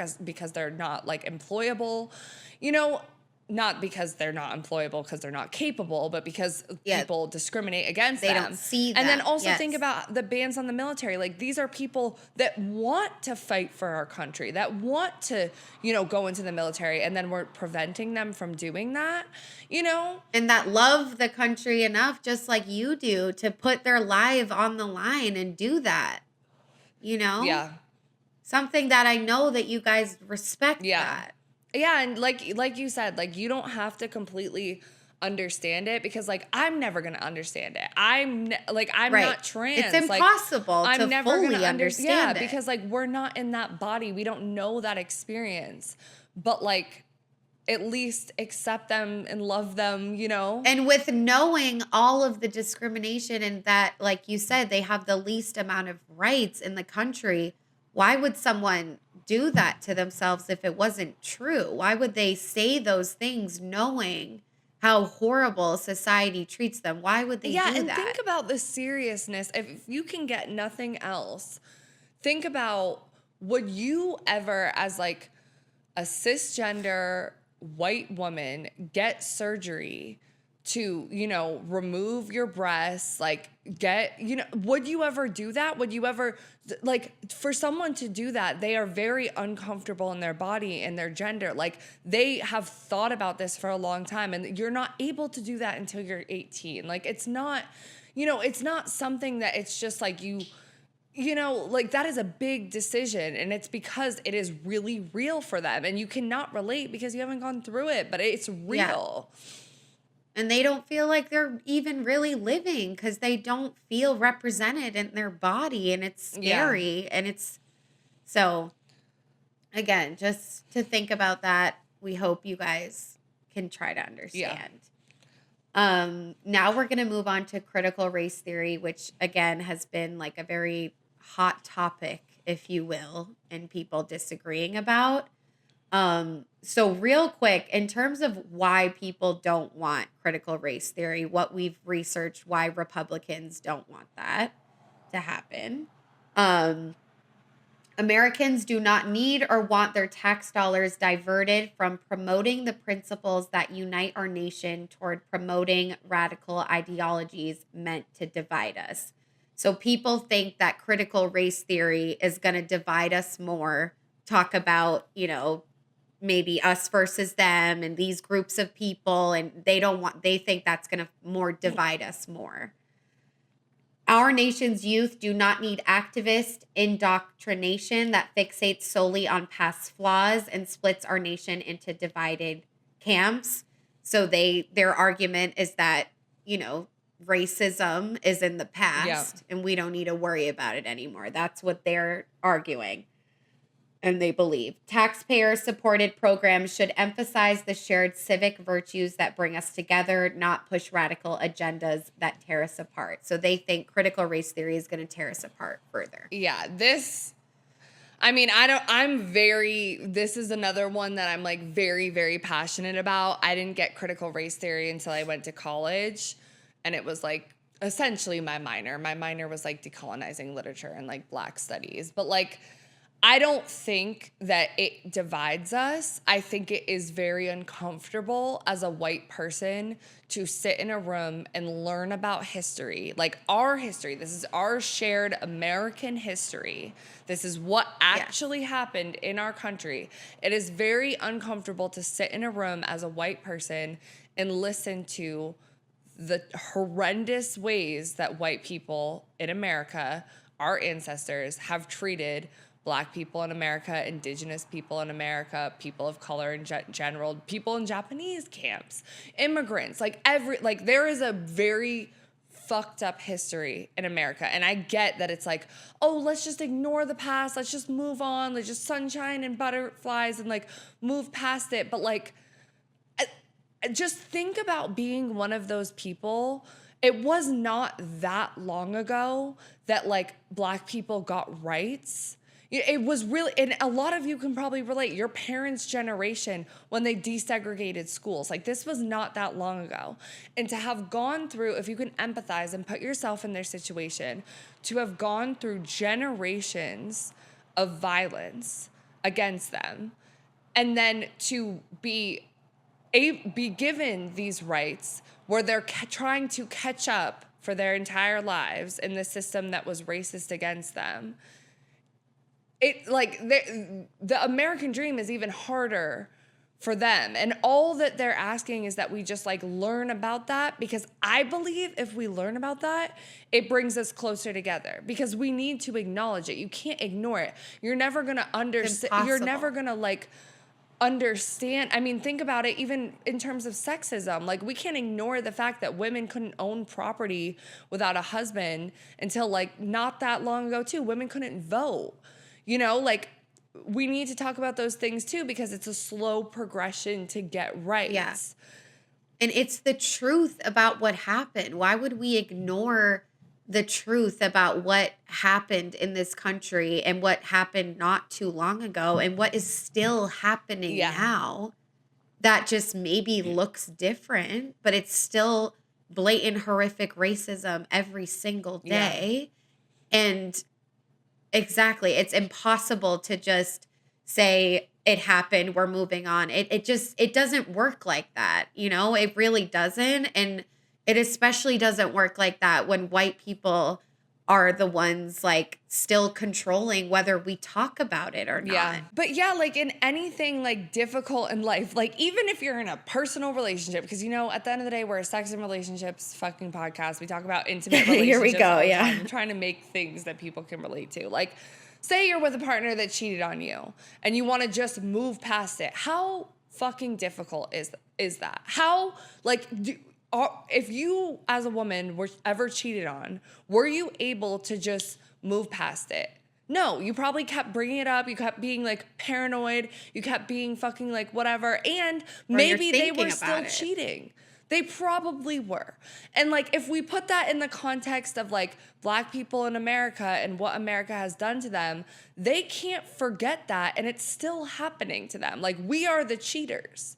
You know what I'm saying? Yes. So it's just like, regular human conditions and how things work. And then when you pull back and realize that like racism isn't just comments and isn't just like separating people and that's all over now. It's also deeply ingrained to every system that exists. Yeah. Like it helps us be able to get to a point where we are all equal, you know? Yeah. And when it comes to whiteness and privilege, this is a very low level of understanding, but like it is a privilege to say, I don't want to talk about this. I want to move on.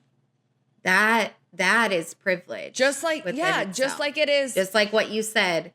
Yeah. Black people can't do that. Just like how we were talking just previously before this about sexism. Like men can just be like, that's not my issue.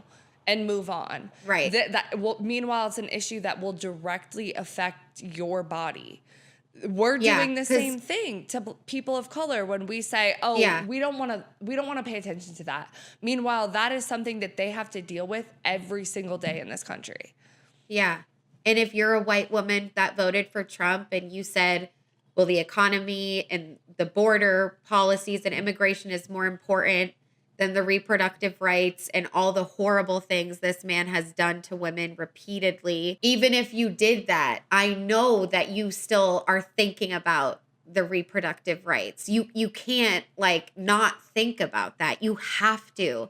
You might be repressing it, but like that's like what it's like. Like you can't not think about that. Yeah. So. And I think ignoring it, even if you're not consciously clocking it as like, oh, that's racist, that's how it comes across, you know, because you're like ignoring this history. Like this is real. Like it's just history. It is history. It happened.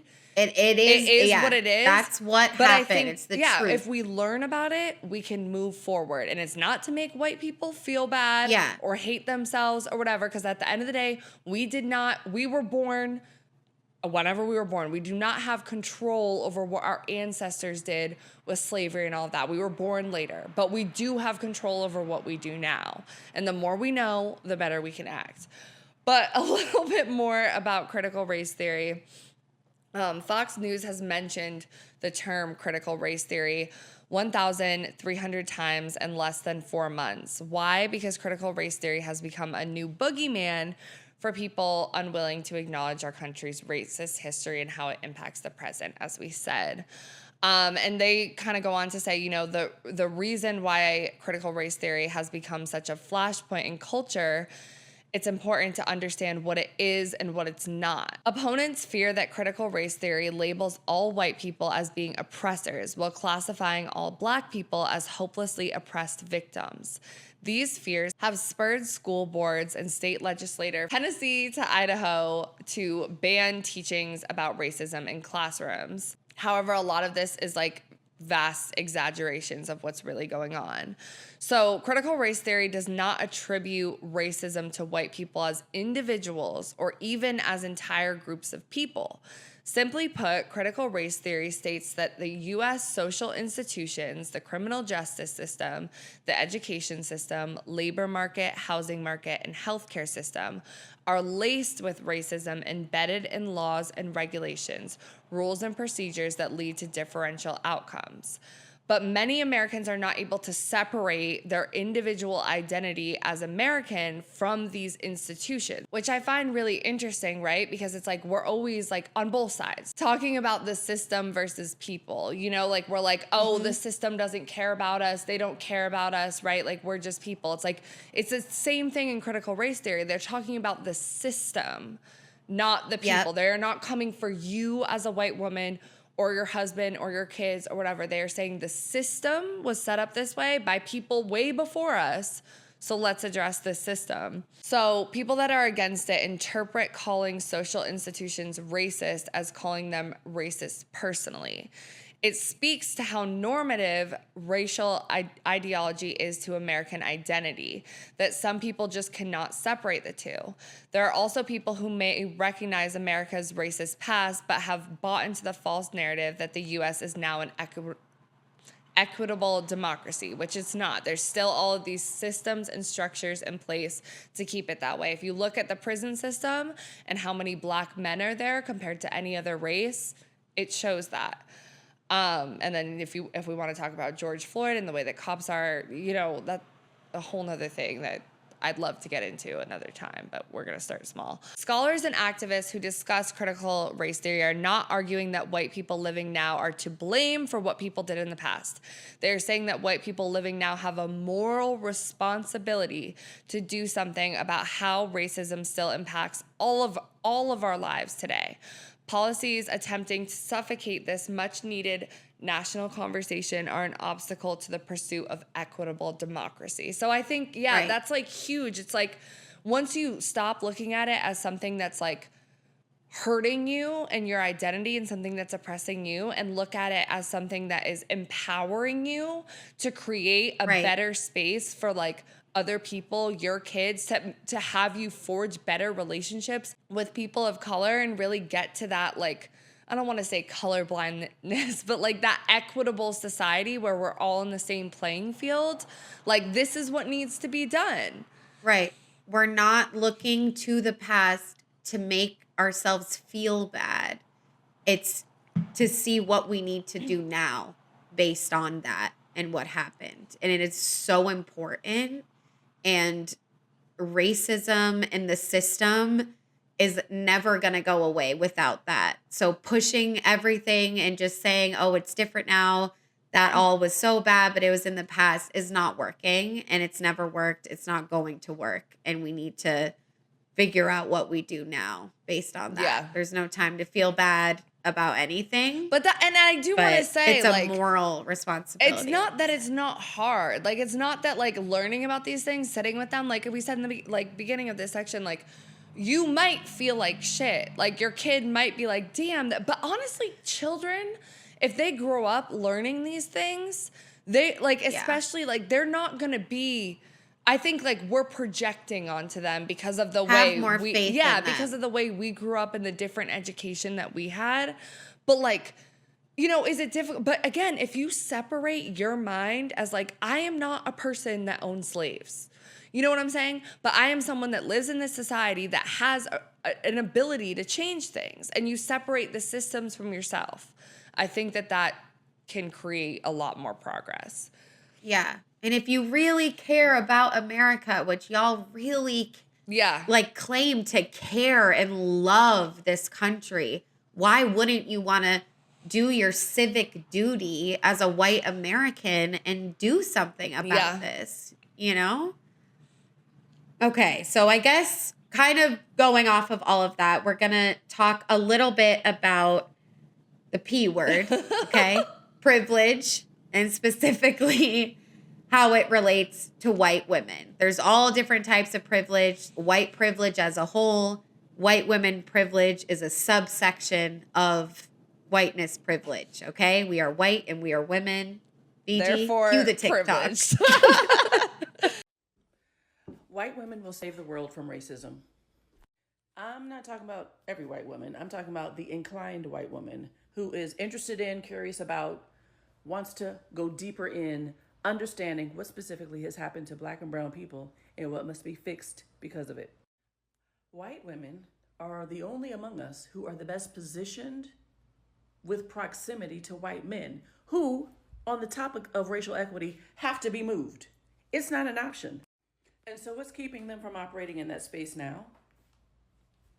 Training, development, support, let me turn the light on, encouragement, an understanding of what to do and what to be. There are many that want to be operatives in advancing racial equity, but don't know how.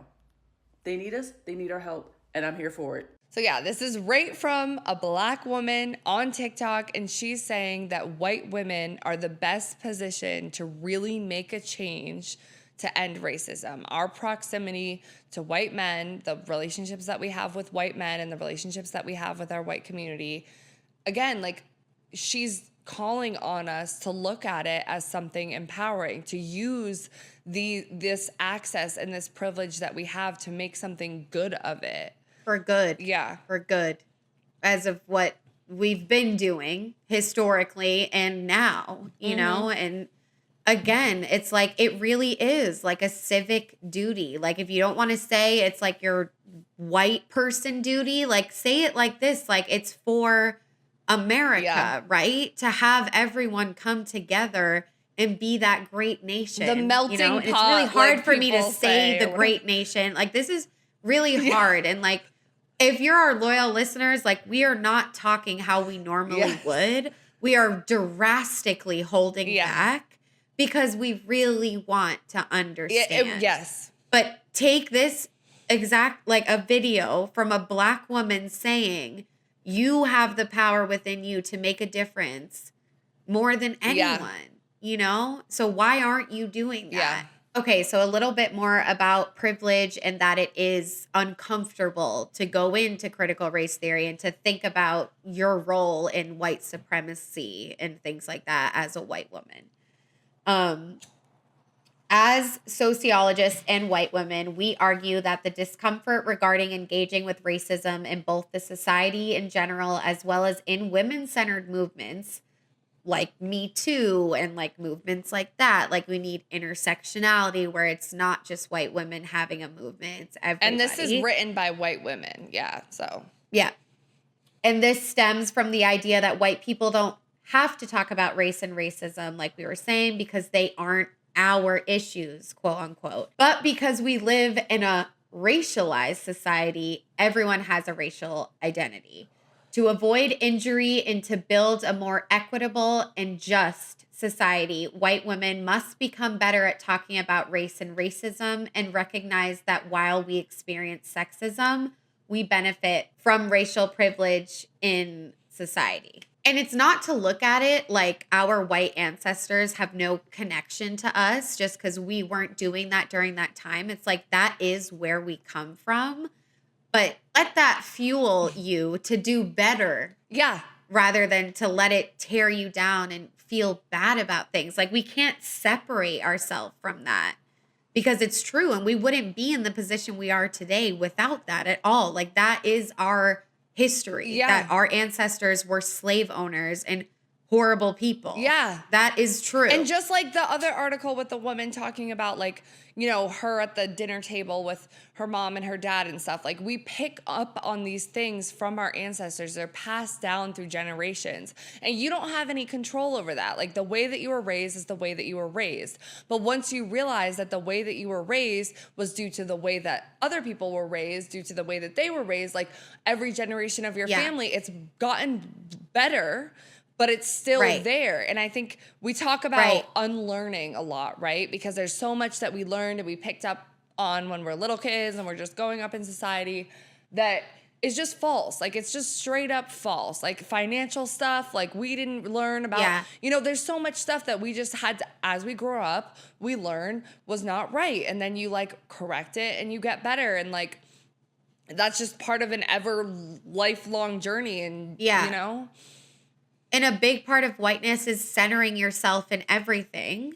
So it makes sense while you talk about things like critical race theory and all that entails that you would center yourself and say, oh, I wasn't like that, or feel bad about yourself. But just because we need to remember that we are connected to our ancestors that took huge parts in that, it's not us, you know, like we are not the system, but we are at the same time. Like, I hope that makes sense. Like, and don't think about it like it's you, like take yourself out of it, but remember that like that is your people and there's nothing you can do about that. Because you are like your own person, but you're also the sum of your experiences and like how you are presented in society. And like, I do also want to mention, like, there's this thing called the pedagogy of the oppressed, which sounds super dramatic and extra.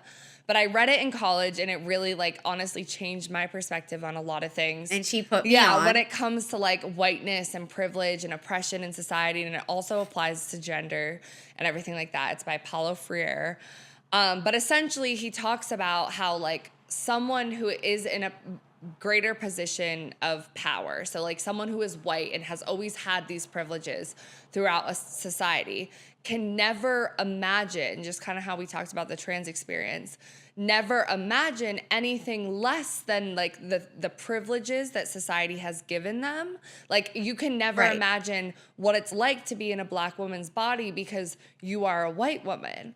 And anything below that level of, you know, privilege, for you to sit in an uncomfortable space or an uncomfortable conversation where like you are told that your race, you know, white people did something bad, feels like your privilege up here is moving lower. And also anytime that another group of people like immigrants or Black people who are historically oppressed in American society, anytime that they move up a little bit and get more rights, the people that have the privilege also begin to feel like their rights are attacked because they're so used to being at the top. And this is all subconscious. This is not like you're sitting there like, oh, I don't want immigrants and Black people to have rights because I want all the rights. And oh, like it's not conscious. It's just being like, think about it as literally like you looking out of your eyes in your body, looking at your skin, versus a Black woman in her body looking at her skin. The way things are different, the way that Black men are treated differently by the police than white men are. Like these are just because of those things that are passed down generationally. It's our job to unlearn it. Yeah, that's what I was gonna say. And those are things that need unwiring, unlearning. Like that's just what it is. That's just what you need to do with that. And we're on our journey too. It's not like Autumn and I have reached a place where we're like, and we believe inherently that all white people are racist. And I don't look, so I believe myself, being a white woman, that I am inherently racist because of the way that I was raised, because of how I function in society, and that I have to unlearn that every day. Just being white, not even how you're raised. Yeah, just being white. And that doesn't make me like look at myself and hate myself. I think there was a time in my journey where I was like, oh my God, white, like I feel so guilty and like whatever, like you don't want to acknowledge it. But then like, I think the learning process, you come to a point where it's just like, no, like that's just how it was. That's how it is. And like, it's not my fault completely as much as it's, again, my responsibility, like to keep going. Right. But that's what I am. And like walking down the street, like I am a white woman. It doesn't matter that I'm, you know, unlearning these things and doing these things. Like someone's just going to look at you, and like whiteness is like they're going to feel something. I don't know. I'm like talking to like metaphorical, but I just feel like it's nothing that can go away at all. I mean, just like, you know, how men treat women differently. Like it's literally like this, you know what I'm saying? Like we always say like, oh, to be a man, like whatever, like, you know, and black people say that too. Like, oh, to be white. Immigrants say that too, to be, not a US born citizen. To be a citizen. Trans people too, to be cisgender. You know, like you can't understand the experience, but yeah, and you guys should definitely look into the pedagogy of oppressed as well. Please. I won't stop talking about it, but all right. It's a mouthful. Let's move on to the Department of Education, and first we're just going to play a couple of clips from Donald Trump talking about what he plans to do with the Board of Education. It's not anything to do with school choice, but also separate from school choice. We're going to take the Department of Education, close it. I'm going to close it. We'll have one person, could be you if you decide to retire. Okay, Mr. President, here's what bothers central casting. Here's what bothers me about that. So let's say you have a liberal city, let's Los Angeles, San Diego, and they just decide we're going to get rid of that history. We got new history. This is America built off the backs of slaves on stolen land. And that curriculum comes in. Then we don't send them money. We would save half of our budget. Okay. You know, school choice is a very big deal. A lot of people don't know that, but it's a big deal. It'll be great. You know, I'm going to take the Department of Education, close it in Washington, let the states run their own education. So basically just some facts about the Education Department. The Education Department's largest K through 12 role is overseeing implementation of the Every Student Succeeds Act, which requires states to monitor their schools' progress and intervene in poorly performing schools in exchange for federal money, including funding from Title I and $18.4 billion program. It also administers the Disabilities Education Act, a $14.2 billion program that helps schools pay for special education services for students with disabilities. Overall, it ensures meeting the needs of students with disabilities, responding adequately to sexual harassment or bullying, or ensuring fair treatment for students of color. It also oversees FAFSA, which like I used that. It's financial aid for college students. And there's a widespread misunderstanding. School lunch too, right? Isn't it for school lunch? Yeah. For school lunch, and also Head Start, which is an early childhood program. And I'm pretty sure like my brother like did that. I'm not even joking. Like that sounds so familiar. And also, it says right here, the National School Lunch Program is administered by them. But there's a widespread misunderstanding among the general public about the Education Department's role. Policy advocates say the agency does not dictate what educators teach, and the funding it administers makes up a relatively small portion of school funding compared to state and local revenue. Yeah, and it's just like, guys, like this, I get, like, we all want to talk, everybody's talking about leave it up to the states, which is all fine and dandy, but it's not when we consider, like, the views on certain states. But it's just like, you have a right to be educated. Your children have a right to be educated. Knowledge is power. We say it in this podcast all the time, as corny as it fucking sounds. But the more you know, the more you can advocate for yourself, your family, your rights, the more income you can make, all of those things. Yeah. Education is key. And when you're not educated and when you don't have access to education, you are more easily manipulated. And like a lot of, you know, in the polls, people were taking it offensively when they were doing the polls for like educated women versus uneducated women, uneducated men, college degrees, whatever. It's like, in America, education is a privilege. College is expensive as fuck. You should never feel a type of way for not having gotten a college education because of where you come. Like, I know it is expensive, but you should also be upset with that. You know what I'm saying? Like, that is something to like have a fire in yourself to be like, I want to be educated so that I know what the fuck is going on and I'm not being manipulated by politicians. Right. And why, like, did you vote for someone that wants to take away these things from like our children and future generations? Like, why? You know, because this is so important. The Department of Education does so many things and like way more than what we just said. Those are just like notable things and that they do. Defund it? Like, it's just, it's really, really scary. And exactly, education will allow you to not be easily manipulated by people like politicians, but not just politicians, like your boss, like everyone. Like everyone, yeah. And it's like, and I know that like a lot of people on the right are thinking that liberal people are being dramatic with like, oh, it's the end of like America, it's whatever. But like, if we look at history and if we look at how fascist, you know, controlling dictatorship, oligarchy governments start, a lot of the first things that they do is they ban books and they stop education. And what we're talking about right now is LGBTQ inclusive education, critical race theory, the literal Department of Education as a whole.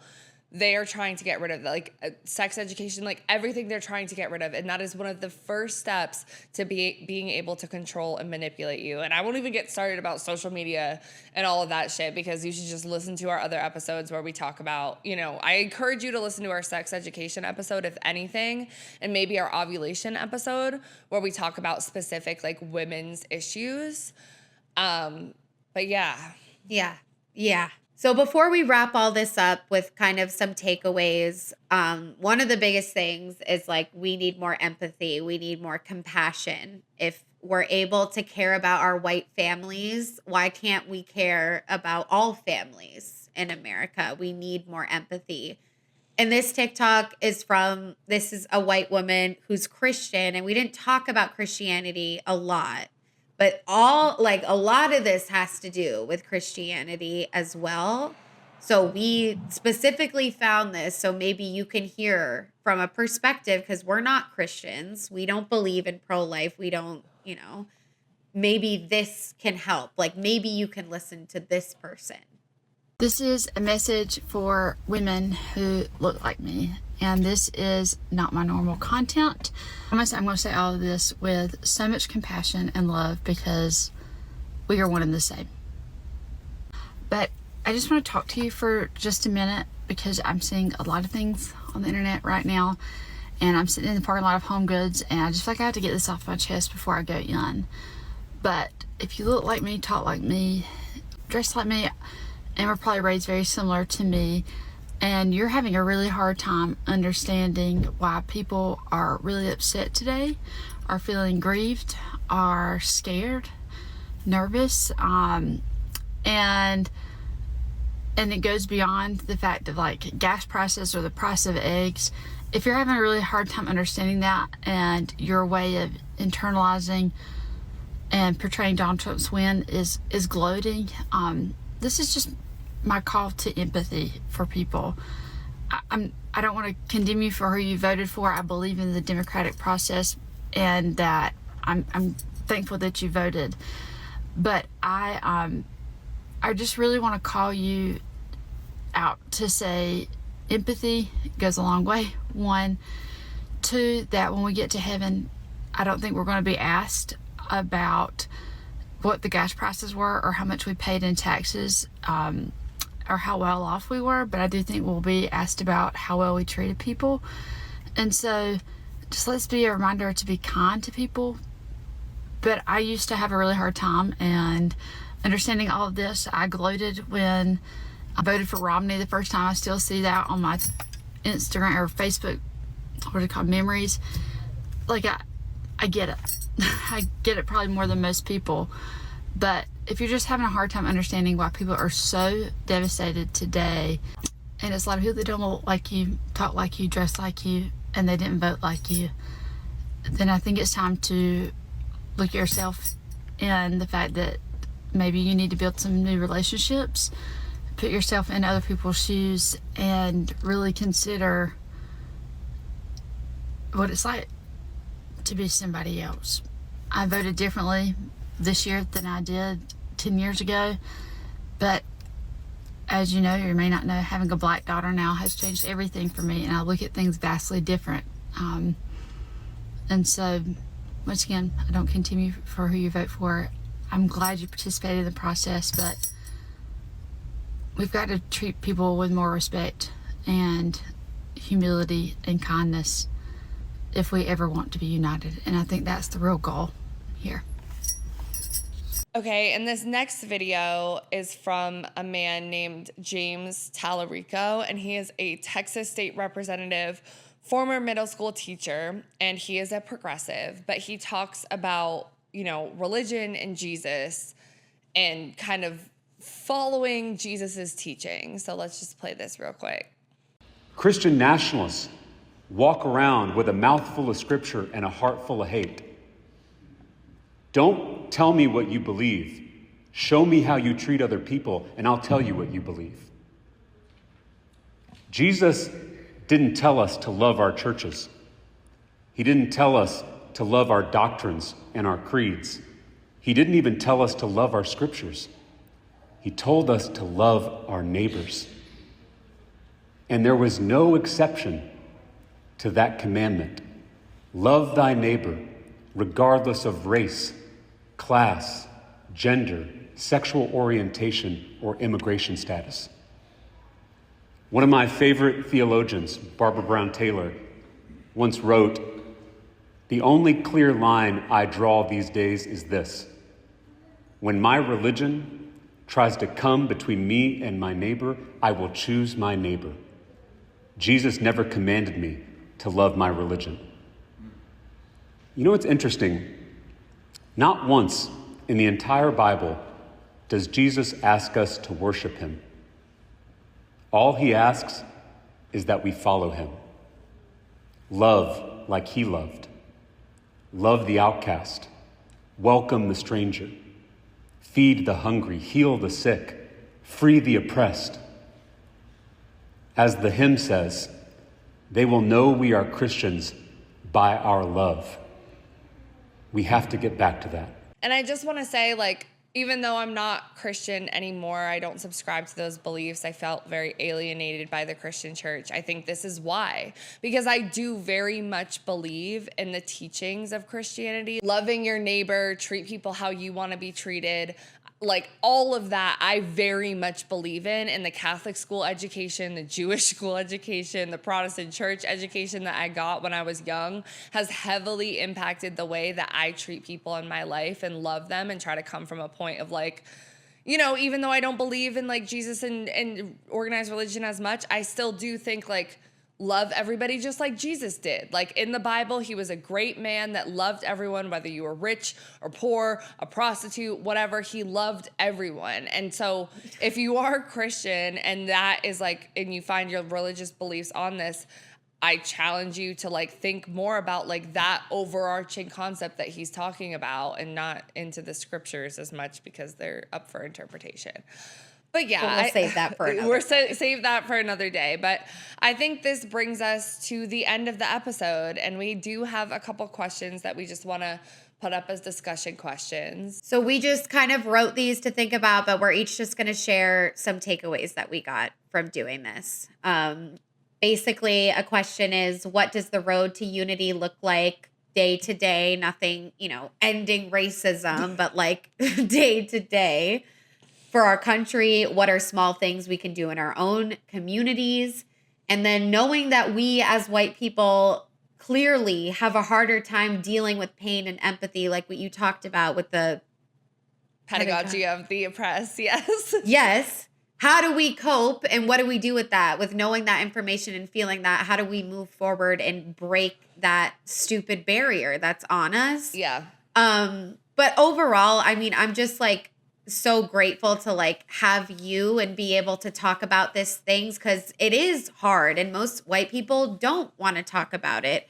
So the fact that like I have someone in my life that's like willing to go dissect these issues with me is so like precious, and I'm so grateful for it because we cannot do it alone. You cannot unlearn your whiteness alone or learn about critical race theory and all of these things. You need people because you have to feel like, people have your back and that you're not alone. You're going through this together, because it's confusing and it's hard. Like we said, it's not easy, and I am not done. We are not done at all. We're not peaked. You don't peak. Like you just keep going because the world keeps going and things keep happening. So you have to keep going. And I guess like, I feel like, part of this we both talked about, we want to vote in local elections more, and we want to talk to other white women and white people because that's our duty, and it shouldn't be the responsibility of folks of color or, trans people to talk about that. Like it should be us. It should be, because it's like maybe like you listen more, I guess. We do to white people. You're going to listen more. And we so have that's shared experiences. We can relate on certain things. And Yeah. And so I don't know. I just think it's really important to, also do self-reflection. And I can acknowledge that, I have although my rights as a queer person and a woman are being threatened and all of that, I still have so much privilege in this election. Like I didn't need to call out of work because I couldn't get out of bed. You know what I mean? So it's like, I need to do more. Like I need to show up more, and I need to not be afraid to say things. Like that shit's long gone. It should have been long gone before. Like we need to not be silenced by people and speak up about things. And I think it's just like lastly, like the part about dealing with pain and empathy, it's like, just take yourself out of it. Like we said, we are white people. We are the system. But at the end of the day, it's like we are also just our own individuals, and we're trying to figure it out. And I am proud of myself and proud of us for doing this episode and like trying to understand the other side. I don't think I've ever been at a point in my life until right now where I genuinely wanted to understand, and that I genuinely do understand that if white women don't come together and figure this shit out, we are fucked. Like absolutely fucked. Yeah. So I'm proud of myself for that. And I like put pressure on myself to keep going and keep doing it. Yeah. Yeah. I 100% agree. I feel like when the election results came in, it almost felt like this like calling for us to do something and get outside of our outside of our comfort zone and try to have this moment where we're just engaging with other white women, because I don't think that I've been on the right side of like, connecting with other white people and, coming to a place of trying to educate them about issues that matter to me and my other it's communities. Just like, fuck them. It was just like, fuck them. And it was just like, fuck you. I don't care. You don't get me. You don't want to learn. You're uneducated. That was everything that was going through my mind. And that was also me, again, in my journey of unlearning white privilege and unlearning like the fact that like I do have power. Like white women are the largest voting bloc. Like we have a very big responsibility in this country. And I've talked to a lot of people who are like, oh, I just want to move outside the country. Like I'm over this, like whatever. And I know like I'm someone who grew up north and now I live in the South. I live in a state that has a lot of bans on things. And it's very scary. But at the same time, I feel a responsibility to stay in this state and do the work that I think we need to do. And I'm like, in the conversations that I've had with people close, I wouldn't say close to me because they used to be, but they weren't because of this divide. I have been hopeful about like building these bridges between our beliefs and coming to a mutual understanding. And I hope that, you know, if you guys took the time to listen to this episode, that maybe we did change your mind on something, even if it's small. And maybe you can still be a Republican. But with some of these issues, like if it's just a small change that starts to build bigger, that starts to make you ask certain questions and like engage with us and maybe like vote on certain issues differently, to me, that's like a huge win. And I think, start. Yeah, like we need to just have these conversations because I'm sick of having hate. I'm sick of building walls between us. Like, it's not doing anything. Yeah. So we come in peace. We come in love. Like, we hope you do too. Yeah, we hope you do too. Please, Jesus. Like, please, God. Right. I'm calling on you. And yeah, let us know what you guys thought. Please feel free to comment as long as we keep it like peaceful, loving, nothing hateful. And we do have other episodes where we talk a lot about relationship issues, sex issues, personal identity, the internet. We talk a lot about algorithms. We mention certain laws. We are not a political podcast. We are not a podcast that covers the election back to back, what state representative. That is not us. We are much more sociological, societal, cultural. But, you know, maybe you'll learn something in those episodes. Our tone is a little different, so maybe you won't always agree. But, yeah, this is, yes. And we just want to say again, it's like, I was uncomfortable during parts of this episode. It was hard. I was very nervous because we're approaching things differently. And also, like, we're not perfect and we're talking about white people shit. Like, it's if it wasn't uncomfortable, that would be weird almost, you know? Yes. You can never get to a point where you're so relaxed. Like, it's always going to be jolting a little bit to the nervous system. Yeah. Okay, so hope you guys got something from it. If you're our loyal listeners, we love you. If you're a new listener or you at least tolerated the conversation, we're sending you love as well. And we will catch you in the next episode. Bye. Okay, I'm just gonna assume that this is gonna get censored, but in the odd chance that it doesn't, I really fucking hate censorship on TikTok. And I also really, hold out, trigger warning, for DV and SA and grape. I hate using the words DV, SA, and grape, okay? I want to say domestic violence, sexual abuse, sexual harassment, sexual assault, and rape. Why? Because I'm a domestic violence survivor, and it took me so long to even claim that term. And every time that I see it being censored online, all I can think is like, here we go again, like adding the shame to being a survivor of this stuff and making it even more difficult for us to have real conversations about prevention, about surviving, about healing, about awareness, all of that stuff. So I get why people do it. And as a creator myself who is not yet monetized on YouTube but wants to be, I consider it like, will it demonetize us if we use those words? But again, why the fuck should it? The content that we create is educational. It's meant to spark a conversation and build community. It is not meant in a violent way like a lot of this manosphere content that is and so often doesn't get censored, even though much more of it is censored now. But yeah, I don't know. This is just a rant. We did just do an episode of the podcast So Wet So Dry about sex education in America and how shitty it is and how a lot of it should include more topics of relationships, consent, all of that kind of stuff. And because of that, people are going to TikTok, but then they're getting censored. It's a whole mess. But if you guys want to check it out, my podcast with my best friend is called So Wet So Dry on all podcast platforms and YouTube. Well, if anyone knows ways to actually contact these platforms and see a way to fix this shit, like we should also be able to say lesbian, bisexual, etc., let me know. Let me know. I've already DM'd Instagram. I'm shadow banned. Not much success, but yeah, that's it. I'm actually gone now. Bye.